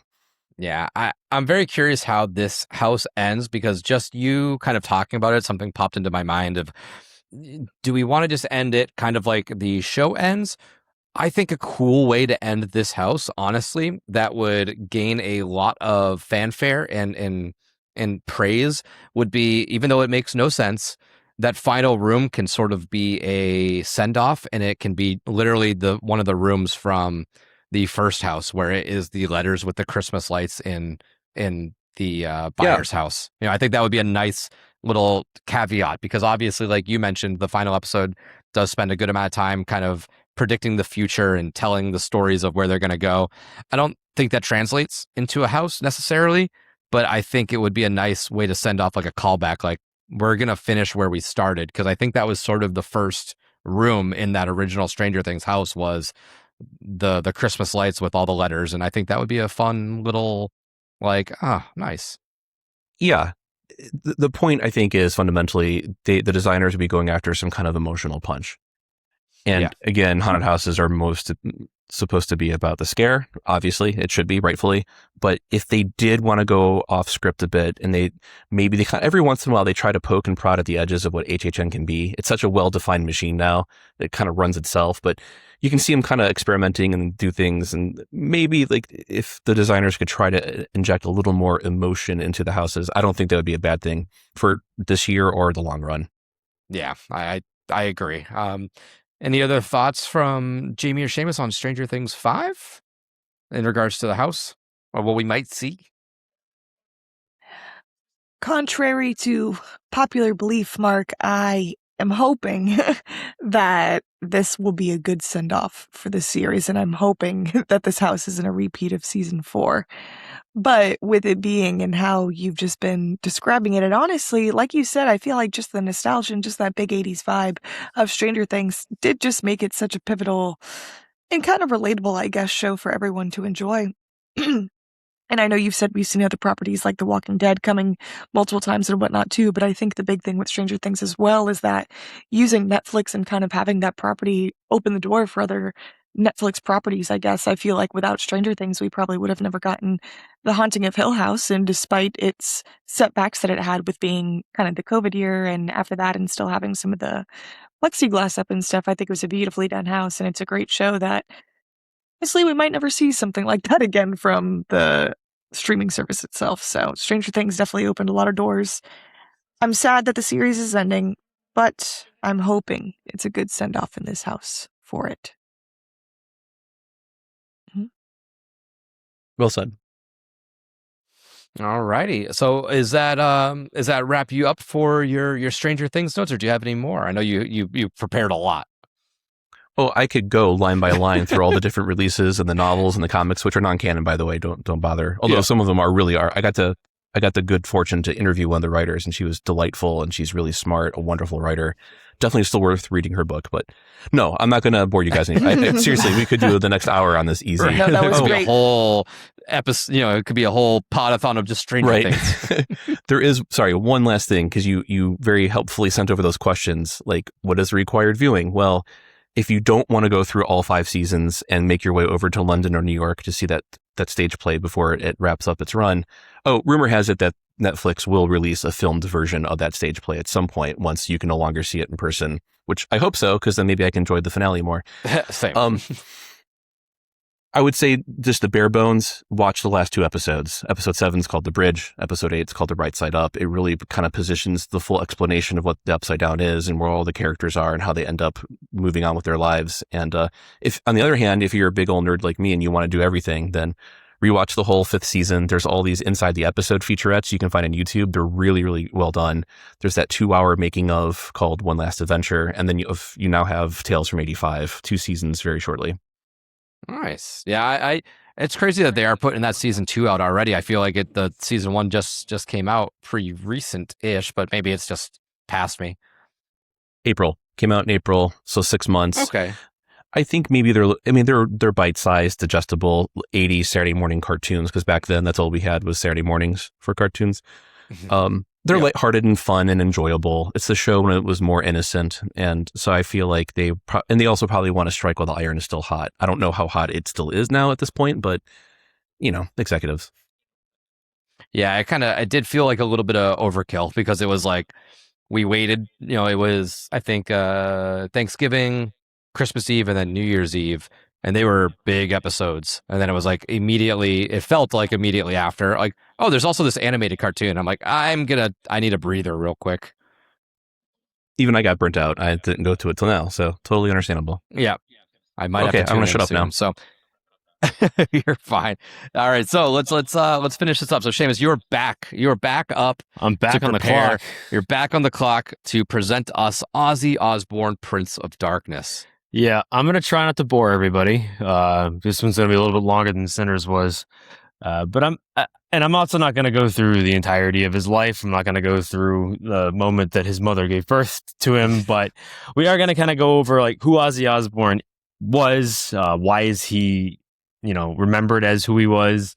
Why is he at HHN? Like, what is the point of having, a rock star at HHN? Well, we're going to go over why that's the case. Why do they pick him? So Ozzy Osbourne, as he's popularly remembered as, that was his stage name. That's what he was known as. Obviously, it wasn't his real name. I know it's shocking. Ozzy is not his real first name, but he was known globally as the Prince of Darkness. I feel like everybody, even with a passing understanding of who Ozzy Osbourne is, even if they only know a song or two, they know Ozzy Osbourne, Prince of Darkness. They have ideas of who the man was. They maybe don't know everything. Maybe they have a certain opinion of him without really giving him much, time to really like settle in and think about like who he was and what he offered to the world of music, but also the world of pop culture in general.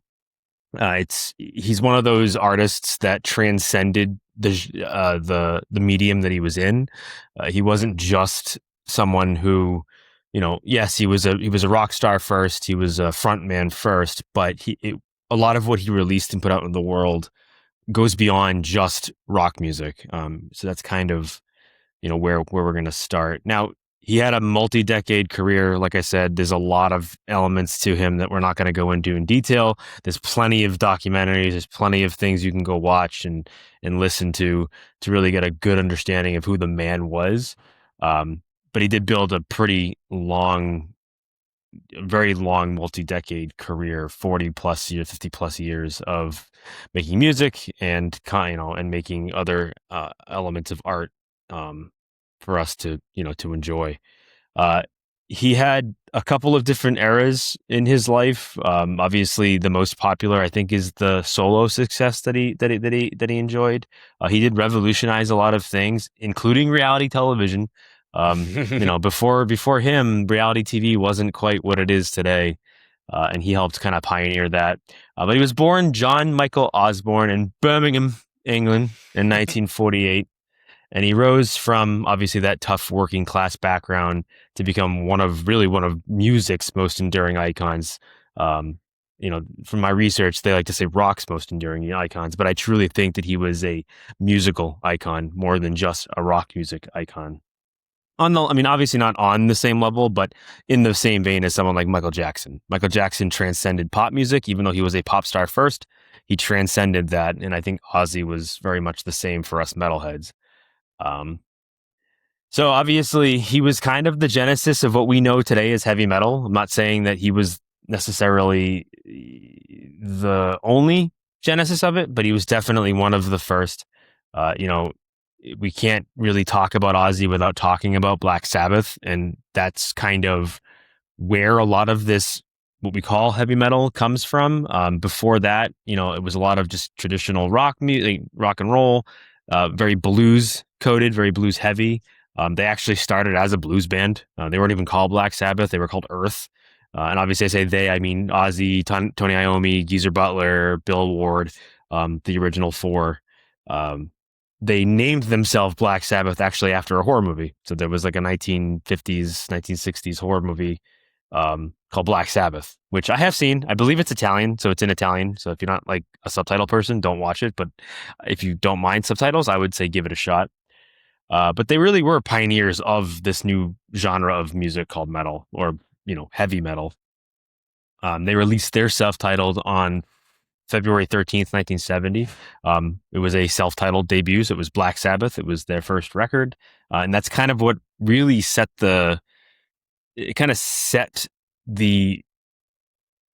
foundation of what darker, heavier, doomier metal would sound like. They took that blues sound and they slowed it way down. They tuned it down. And Tony Iommi is famous for saying that like they weren't intentionally trying to give off a satanic vibe, but they just realized that upside down crosses made people talk, and that's why they started using that imagery. So, it wasn't something that they were totally into. It was just kind of like, hey, this is making people talk about us, so let's just keep doing it.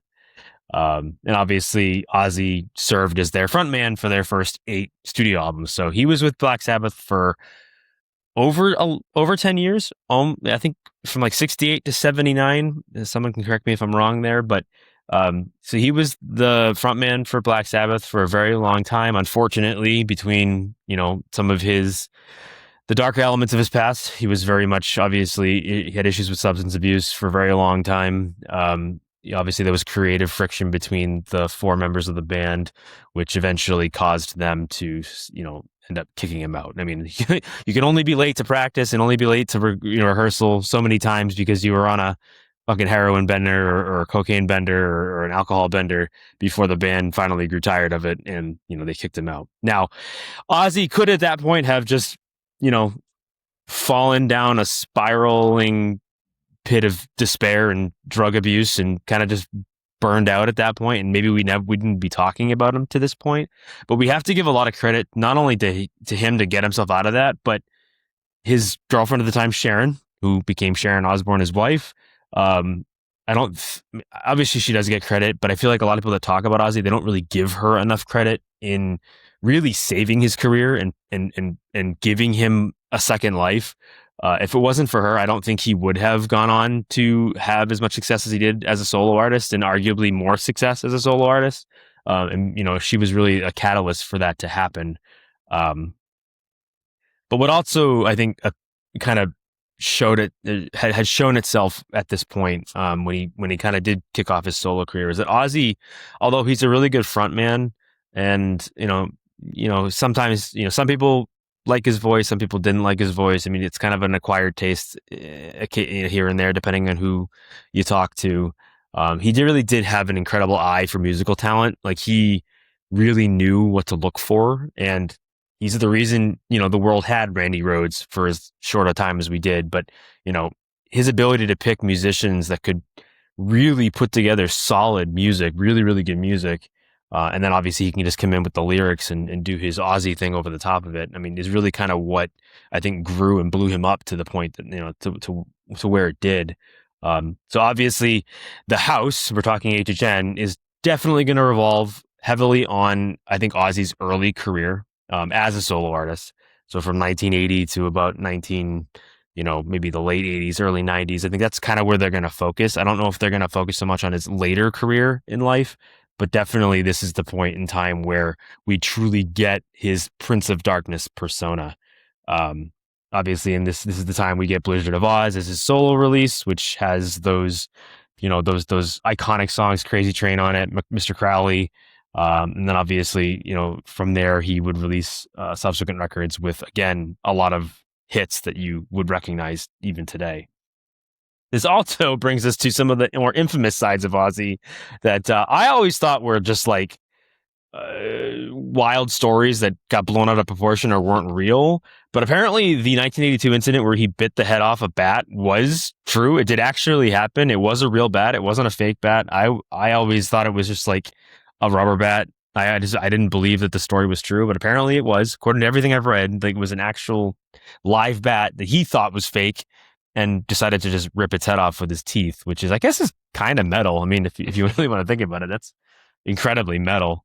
And then, of course, as time goes on, the 90s roll on, we get closer to the new millennium. This is kind of where Ozzy really transcends music at this point. I think obviously he's still making music, but obviously I think his biggest records were behind him at that point.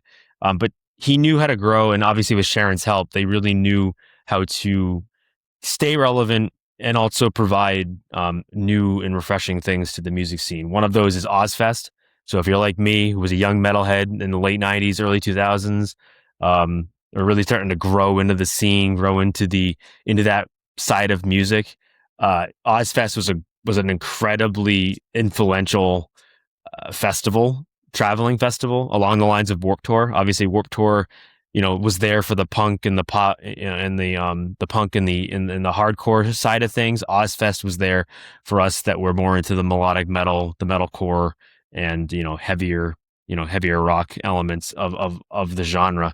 And I think that that's kind of one of the biggest things that really kept his name, in the scene, in the community. People still respected him for that. It was wildly successful. It was a crazy successful festival that went for, I forget how many years. I forget when the last Ozfest was, but I mean, it went for quite a long time. And it's coming back too. I think they have. Is it coming back? Are they say they're bringing it back? I believe. Let me double check that, but I believe it's coming back in 2027. But I think it is, I think it's in Birmingham. It's just it's not like a full fest. It's just, it won't be like a full traveling festival. That makes it makes sense. Kind of where, I mean, everything nowadays is like, there aren't really traveling festivals anymore. So really, it is kind of a thing of the past. It's kind of a retro thing, but they are bringing some of this back as more like low run. Certain cities might get, like, obviously they're doing with Warped, and now if that's what they're doing, Ozfest in Birmingham would make a lot of sense. It's going to be at the same place where his final performance was at the Villa Park. That's cool. That's actually pretty fun. Beyond Ozfest, obviously he gave us the Osbournes in 2002, our MTV reality series where we got to meet Sharon, obviously in more detail. We got to meet his kids, and we get to see all the antics that they we're going on. Obviously, reality TV is what it is, but like I said in the beginning, I feel like this is one of those shows that really kind of pushed reality TV to a different level. This is when you started getting a lot of those wacky, out of left field reality TV shows like The Apprentice and The Osbournes, and a number of other ones that. Before it was kind of like Big Brother was kind of the thing. Survivor, I guess, some of the game showy reality TV stuff. I know Nick's what a shout out Survivor for Nick's sake, but Gotta say it. it kind of went from the reality game show type things where you put people in certain situations to win a lot of money, and more of a, hey, let's take a look into a celebrity's life. Now, some people probably looked at it as kind of like, hey, he's trying to stay relevant. He's an old aging rock star. He doesn't really, there really isn't much to it anymore. Obviously, I think it brought his persona, his personality, and his career. Yeah, it definitely helped him become relevant again, especially to a newer audience, but also to an audience that really didn't know who he was to begin with. Like, obviously the metalheads and the rock fans and the music fans kind of knew who he was, but not everybody did. And I think this show is one of the things that kind of maybe brought him to a new audience, which was part of the reason why we're getting an Ozzy Osbourne house at Halloween Horror Nights in 2026. Not just because obviously it's a legacy house for him, just passing but whatever. And then in 2006, he did get inducted into the Rock Hall of Fame with Black Sabbath. So kind of a turning, not a turning point, but like a full circle moment for him. He got kicked out of the band in the late 70s. For them to come back and actually induct Black Sabbath and include him in that, I think was a big moment for rock music and metal music in general. And that, of course, happened in 2006. Someone will have to correct me. I didn't see this anywhere in my research. I think he may have been, but I believe he was inducted as himself as well. I don't know if it was just Sabbath. I think he has more recently been inducted as Ozzy Osbourne. I could be wrong, but I'm pretty sure he has been. You guys come up here to Cleveland. We can go visit and check it out. That's true. We could. That's Yeah. true. It is in Ohio. That's a good point. I should do that. It does say, I think he was inducted 2024 solo. Okay, so so he is a yes. 2-time inductee. So he has been inducted twice, both for Black Sabbath and for Ozzy Osbourne, which I think speaks to his reach in the genre and his reach in music in general. Now, beyond learning about who Ozzy was, if you didn't already know who he was, maybe you want to know what to listen to get into Ozzy. Maybe you've never really listened to Ozzy. Maybe you know a couple of the songs. You might recognize some of the popular ones, but you really don't know what to check out when it comes to maybe getting ready for Horror Nights, or maybe you just want something new to listen to. Or maybe you're someone that's dipping your toes into rock or metal or heavier, that side of things. Maybe you're someone who is a big hip hop head or a pop music listener, and you want to kind of get into some of this stuff because obviously it's at your favorite event. Well, I would recommend going back and listening to pretty much everything that Ozzy's been related to, whether that's Sabbath, early Sabbath, or really anything in his solo discography. That's obviously something you should do. But I think for the purposes of Horror Nights and the purposes of his house, maybe you just want to kind of do a quick rundown. Just give me the quick hits. Obviously, I think the three big ones are his three essential records: Blizzard of Oz in 1980, Diary of a Madman in 1981, and Bark at the Moon in 1983. Blizzard of Oz has Crazy Train, Mr. Crowley. It was the record with Randy Rhoads before Randy Rhoads died. Obviously, Diary of a Madman had the eponymous, or not the eponymous, but the title track, Diary of a Madman, which is a really, really big song, but it's also Rhoads' final record with Ozzy before he died in a plane crash. And then Bark at the Moon, I think, is one of the more commercially sounding records that he did. Obviously, it's very, very 80s. So if you're looking for that 80s, synth thing that you get with a lot of the 80s stuff, this is kind of where he went really 80s commercial. Not saying that as a bad thing. He did have his new guitarist Jakey Lee join the band, who again was a really, really, really good rock guitarist. But this album definitely brought in a lot of those heavier synth laden songs, especially with the title track Bark at the Moon, which is, in my opinion, one of Ozzy's best songs. And I don't know if people will argue with me about that, but I do think Bark at the Moon is one of his best songs. I think Crazy Train is a little overplayed, even though it's catchy and I sing along to it. Not saying it's bad, just saying it's a little overplayed. And then, of course, there's other things you can get into too.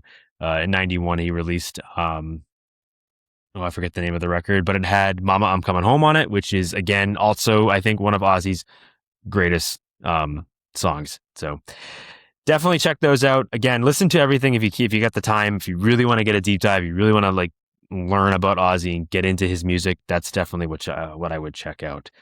Also, you can find this anywhere you stream music. So whether it's Spotify, Apple Music, YouTube, wherever you look up your music, he's everywhere. You'll find him anywhere. And also, what's fun if you're like a vinyl collector, finding some of his earlier pressings, some of his earlier tapes. It's kind of fun to do that hunt especially if a vinyl hunter. I know Jamie is a fellow vinyl hunter like me, so it is fun to kind of look up some of these, finding these older early first pressings because they are hard to find. And if you do find them, it's like finding gold. Yeah. So, go ahead. I was gonna say that 91 album was No More Tears, I believe. No More Tears. There you go. Yep. I couldn't remember the name of it, but that's got Mama, I'm Coming Home. Mama, I'm coming. It's so good. Please go listen to that record if you have. I love No More Tears. I think that's a good song, it's a really, really, really good record. So Ozzy and HHN, has it happened? keep singing. Yeah. I only break that out for guests, Mark. So you're lucky to hear that. So yes, has Ozzy been at HHN before? And the answer is yes. He actually has had an appearance at Horror Nights in the past. Not in a direct Ozzy house or anything like that, but they did use his music and imagery. It anchored a collaborative house titled Black Sabbath 13 3D at Hollywood. So unfortunately, he never came to Orlando. He's never been to Orlando before. This is the first time he's been in Orlando, but he was at Hollywood in 2013 with that Black Sabbath house. It was inspired specifically by Black Sabbath's final studio album, which was 13. But it also included other sinister tracks, obviously, with a lot of what Ozzy helped create in the early periods of their career. Not to go into too much detail, but just to kind of give you an experience of what that house was like. I mean, they called it a chroma depth 3D maze, which again, we don't really get a lot of 3D anything anymore. And I feel like it is something that they need to try again. We need to do something 3D again. I know not everybody likes it and it's not for everyone, but I feel like every year was a house that isn't for everybody. So I think this is just something that they need to do. I don't know whether it's an original or an IP or whatever, but they need to bring back 3D in some way. But this house, again, had specialized 3D glasses, which I think a lot of these chroma depth 3D houses do. They use special neon paint and surreal imagery, and it actually has a lot of these sets pop out at you, which I think is really, really, really cool. So yeah, that I think I found that pretty interesting. So I am excited for this house. I really do think that it is something that people are going to get attached to pretty quickly. Now, again, without giving too much away of our subsequent episodes in the PODATHON, but what I think this house is going to entail in a lot of ways, and what I would like to see it entail, is rather than just having a linear storyline about Ozzy, I want them to use his songs as inspiration for each room. So every room takes one or two of his songs and kind of takes that imagery and gives us that in real life. I want to see who Mr. Crowley is. I want to see what pain he was going through. I want to see the train effects like we got last year with Hatchet and Chains for Crazy Train. I want to see the Wolfman in Bark at the Moon. So there's a number of things I think they can do. Diary of a Madman, like show me a dude that's slowly going mad. There's a lot of really good lyrical imagery that's created through his songs. Some of it's pretty literal, but some of it is also pretty, more esoteric and more and helps create a certain image for the listener. So that's kind of what I'm hoping for. But yeah, with that being said, Ozzy he's one of a kind. I think he's definitely somebody that if you, again, haven't experienced before, it's definitely worth checking him out. I can say I am very happy and lucky to have seen him perform live before his passing. It was at an Ozfest. I think it was like 2006 or 2007 at the Mansfield Amphitheater in Mansfield, Massachusetts, which now is the Comcast Center, or was the Comcast Center. I don't know what it is now, but I did get to see him perform with Zakk Wylde. And I have to admit, thank you, Ozzy, because if it wasn't for Ozfest, I don't know if I would be into the more extreme elements of music that I listen to now. It was the first time I experienced Lamb of God, so thank you for that. And obviously he's no longer with us, so we no longer get to see him in person, and it's sad, but I definitely think he's left a legacy that will carry on and live on for a lot longer than any of us. So anybody want to add anything to Ozzy? Anybody else have any experiences with Ozzy? Has anybody seen Ozzy other than me? I don't think I have. Never, actually. I don't know if my dad's seen Black Sabbath, maybe back in the day, but I don't think he's seen. That would be the only time I have to say, and this is a little unrelated, but kind of related. I have not only seen Ozzy, but I did get to see Sabbath with Dio when they were Heaven and Hell. That's cool. Which to me, I think is two of my greatest musical experiences when it comes to live music I think I've ever had. Because both of those men obviously are no longer with us. Both of them have incredible voices, in my own opinion. Both of them changed metal and changed rock music for forever. And they both brought something different to the genre that I think carries on even today. Mark, have you seen, or are you into Ozzy at all? Is this something that kind of tickles your fancy, or is it something you have no? Yeah, I'm a big old nerd, boring nerd. I haven't even been to the Rock and Roll Hall of Fame, even though it's on the street from me. But I have to admit, Seamus really sold me on the haunted house. His description, the suggestions and stuff. Yeah, like that is a house I would look forward to going through for sure. I do think they're going to do a very good job of like making this open to the public, and in the sense of, I don't think you're going to need to be an Ozzy fan to really enjoy this. Yeah. And even if you're not an Ozzy fan, like, you've heard the songs, whether that's in, just radio, in other works of art, like you've heard Ozzy's songs at some point, like, even if you're not an Ozzy fan, I'd say. Yeah, and that was kind of my point. I feel like for a lot of people, even if they're not active Ozzy fans or listeners, because even I don't really listen to him as much as I used to. I think obviously my tastes have changed and evolved over the years, but I do still listen to him occasionally. And I think that you're right. I think anybody that hears any of his big hits are going to immediately know, oh, that's Ozzy Osbourne. I know what that is. And I think that's why this house is going to work as well as it does. And I think that it's going to have something for everyone, whether you're a lifelong Ozzy stan and you've been listening to him forever and he is your guy, or if you're someone that is maybe a little bit younger and has heard Crazy Train but hasn't really given him much of a chance, or hasn't given much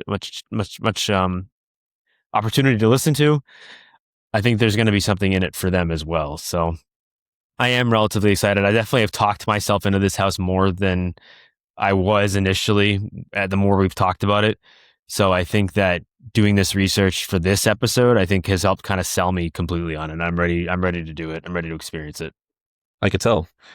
I wonder, do you guys think that maybe the Ozzy Osbourne house this year will be 2026's version of the Wyatt Six, where even non-wrestling fans kind of get sucked into it and start to appreciate it? I think so too. I think so. Yeah, I really do. And it's funny because it just got me thinking too. We put out our guest map. This is something that we kind of piece together before rumors come out, before anything goes crazy. We do this in, usually December. So we try to do this before stuff comes out. We had Ozzy on the guest map just based off of, because Horror Nights is very known for trends, and to kind of guess, you have to kind of jump on something as a one-off and assume it could be a trend.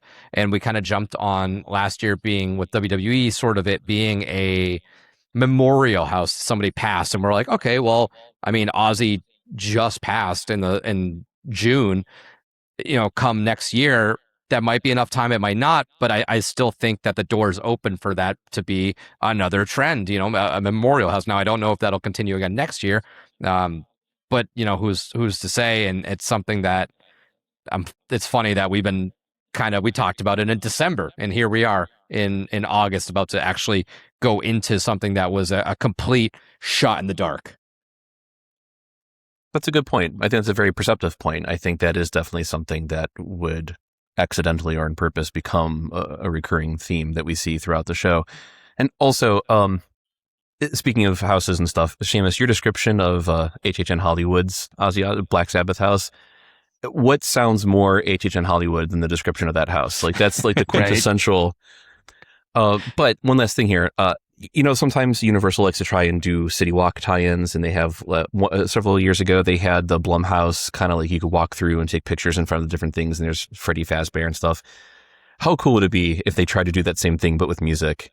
And even if it is just a couple of photo ops, but of course they could also try to do something like a concert or have concert films play in the movie theater. I feel like I always want them to be more experimental and push things in different directions. But I feel like maybe if they don't do that, maybe they're kind of missing out there. Yeah, and I'm curious when it's going to release. I haven't really looked into it much since I had heard about it, but I know they filmed his final concert, and I believe that is, or at least was at some point, going to be getting a theatrical release. I did think it was going to kind of coincide with this, but it does seem, I haven't really heard much or looked into it, honestly, yet. So I don't know if it's something that is been shelved or is still on the horizon, but I do think that that's something that's going to be out there in the world. I was surprised that it's not out just yet for us to view. All right. Well, I think that wraps up our homework session. It's been a nice little 2-hour homework session for everybody, but I think that's all information that people want and need. Are there any other final thoughts? Probably not at this point because we kind of touched base after every IP, but any other final thoughts going into Halloween Horror Nights 35 in regards to the IPs and any information that maybe hit you now? Who's doing Fortnite? Oops. Sorry, Seamus. No. No, you're good. It's not me. I was saying I'm not doing Fortnite. If you're asking if I'm doing Fortnite, because no, I'm good. But I think that this is one of those years where the IPs initially all kind of like didn't really speak to me in a lot of ways.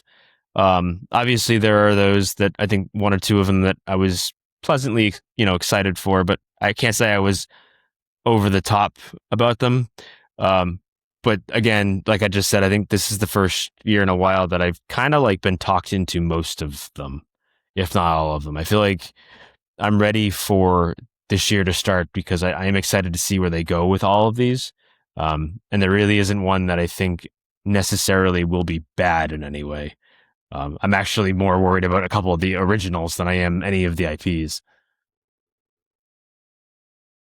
That's funny. That's cool. I'm glad you're able to talk, even if it is just you talking yourself into it. I'm glad that you're able to kind of build up appreciation or anticipation, at least. Right. Mm-hmm. Yeah. Now, obviously, there are some other IPs that are involved with Horror Nights, but we didn't need to go into them. Seamus mentioned Fortnite. Obviously, I didn't mention Fortnite. Mark mentioned Fortnite. Okay. Fortnite being one of them. Terrifier, Killer Clowns from Outer Space. I don't think it's as necessary to cover those because they are just smaller street experiences. And I do think that those are properties people are more familiar with. If you do want a HHN homework on Terrifier, you can go and rewatch the one I did last year because it would have been the exact same stuff. Probably more abridged because it's not a house, but either way, the history is there for you if you want it. All right. Well, before we sign off, Mark, again, thank you so much for joining us. Let everybody know where they can find you because you are, I know, still writing articles and posting them online through all various stuff. It's not just Horror Nights adjacent, but very pop culture-y stuff and along those lines. I have a Substack newsletter called Nerdism in Depth that gets into Marvel and Star Wars and HHN and whatever else. I'm actually migrating all the stuff off of the Horrors Untold blog, like my interview with you guys. That's all going to be on my Substack newsletter as well. And we still do have a couple of copies of Horrors Untold left. I think maybe the next couple of weeks, and then that site will be gone forever. So if you missed out, I guess now's your chance. Yeah, yep. Get on there, Horrors Untold. Let's sell the stock out, and we'll move on to the next project. Whenever you want somebody to nerd out on Marvel, let me know, because I am ready to talk. I had a reader, I don't know if I ever told you this, but when I interviewed you for WWE, because I didn't want to do the research myself, I did have a reader come in and he's like, that was astonishingly informative. There's multiple times where I'm like, I didn't know that. So it's a good, the resources you guys do provide is very much appreciated. Oh, thank you. I'm glad that it doesn't fall on completely deaf ears out there. It's, we definitely do it for fun. We enjoy it. And I like to think, obviously everybody makes mistakes. This is not a this is never going to be a completely well-oiled machine, that's for sure. If you've listened for long enough, we just kind of, I don't want to say we wing it, but we have our notes, but stuff slips up. This is all sort of one take stuff. We don't really go through, polish, edit, and like clip out stuff that was wrong. It is what it is. It's out there. I could care less if I mispronounce something or fudge a date or something like that. But it is nice that we do our best to kind of get the research down to let people enjoy the event a little bit better. Alrighty. Well, before we do sign off, this is the kickoff for our 1 week till HHN Podathon. We have 7 more days straight, 7 more episodes after this for you all to jump into. Obviously, this was our homework episode. Tomorrow, you can join us for our Halloween Horror Nights Deal or No Deal episode. Oh. And we were joined by Johnny from Haunt Scene, Michael from Hallowed Thrills, and Aiden from Dreamport Productions. And I'm just going to do a little rundown of the full event. Following that on Sunday, we have our HHN Draft. That was with Seamus portrayed our commissioner for the draft, and it was myself, DC Thrills, Dylan Thomas, Ryan for the Love of Theme Parks, Nick from Dead Man's Mike, as well as our good old friend callback Jimmy from Fed After Midnight. Following that, we're going to go into our hot takes and wait time estimate episode. After that, we have our What's in the House episode, where we kind of guess what each house is going to bring us, whether that's a facade, the vibe, our overall feelings of the house. After that, you're not going to hear from you're not going to hear from Seamus or myself. Jamie is going to be taking the lead on our Ghouls of the HHN Roundtable, which you can hear Jesselyn from Broken Jaw Jewelry, Nikki from Haunt Girls, Bree from Bree and Nick Yarbs, Jamie from Jamie Does Halloween, and our lovely little pizza queen, Sam. After that come the heavy hitters. We're going to finish this 1 week podathon off right. Thursday is the episode everyone always asks for and is tuned in for, and that is our hype list episode, where we rank our hype of houses, Scare Zone street experiences, and shows. And then the coup de grace, the ending, the Friday opening. We have a ultimate hype list crossover episode with all 3 of us. We have Matt and Hunter from the Catacombs of Halloween Horror Nights. We dug them up from the grave and pulled them back onto the episode. We had to do it. This was their kind of episode that we've been invited onto the last couple years. And I think last year was the first time it was sort of absent. So when we asked on Instagram, what were some ideas that people maybe wanted to see this year? That was very much so the number one requested thing, was like, bring back the Catacombs hype list episodes. Even though it's not us, they know that we're, friends with everybody. And I shot a message to both Matt and Hunter and was like, hey, A, are you okay if we do this? And B, if we do this, because this is your thing, I'm not going to just try to take it and be like, hey, this is our thing. B, would you want to join? And if you don't want to join, like I get it. You guys are kind of doing some different stuff right now and focusing on other things, but I'd love to. Selfishly, I just want to be a part of this again, because it's my favorite episode, getting with all of our friends from the other podcasts and getting together. And they said, yes, absolutely. So they were gracious enough to join us. So it's the 3 of us, Matt and Hunter from Catacombs, Duff and Jess from HHN35, and then Tim and Brady from Stay and Scream, where we take the hype lists from every single person, even from Liz and Ash, who were not on the episode. We mash it all into one list, and we battle it out to see why stuff landed where it did, and this, that, and the other. So a long podathon is ahead of you. I hope you all tune in. Like I said, you're looking at about maybe 13, 14 hours of content. Hopefully that speeds your week up a little bit if you're just itching, because I know that last week for me as well, it drags. I need something to distract me, and a new episode every single day will absolutely distract me. So I think that's really all we got for here. This is a little bit easier. Thankfully, Mark, you're the only guest on this episode. When we end our episodes, we do the I'm Nick, I'm Seamus, I'm Jamie. You can follow Jamie and just say, I'm Mark. We've tried to, we forget to prep this every time we have big episodes, and there's like 6 people, and we're like, okay, just kind of go at some point, and hopefully we don't overlap. And it usually works, but at least this time it's a little bit easier with just one person. So after Jamie says, I'm Jamie, Mark, you can tune right in and you say, I'm Mark. You say it from the chest, because you are our Stranger Things aficionado. You gotta play the part on this one. So until next time, this is Nick. This is Seamus. This is a tired Jamie. This is Mark. Happy Hans.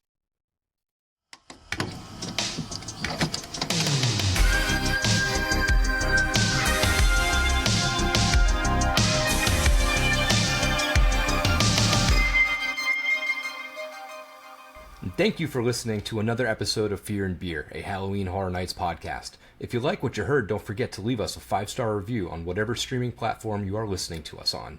And you can find us on all of our socials at Fear and Beer Pod.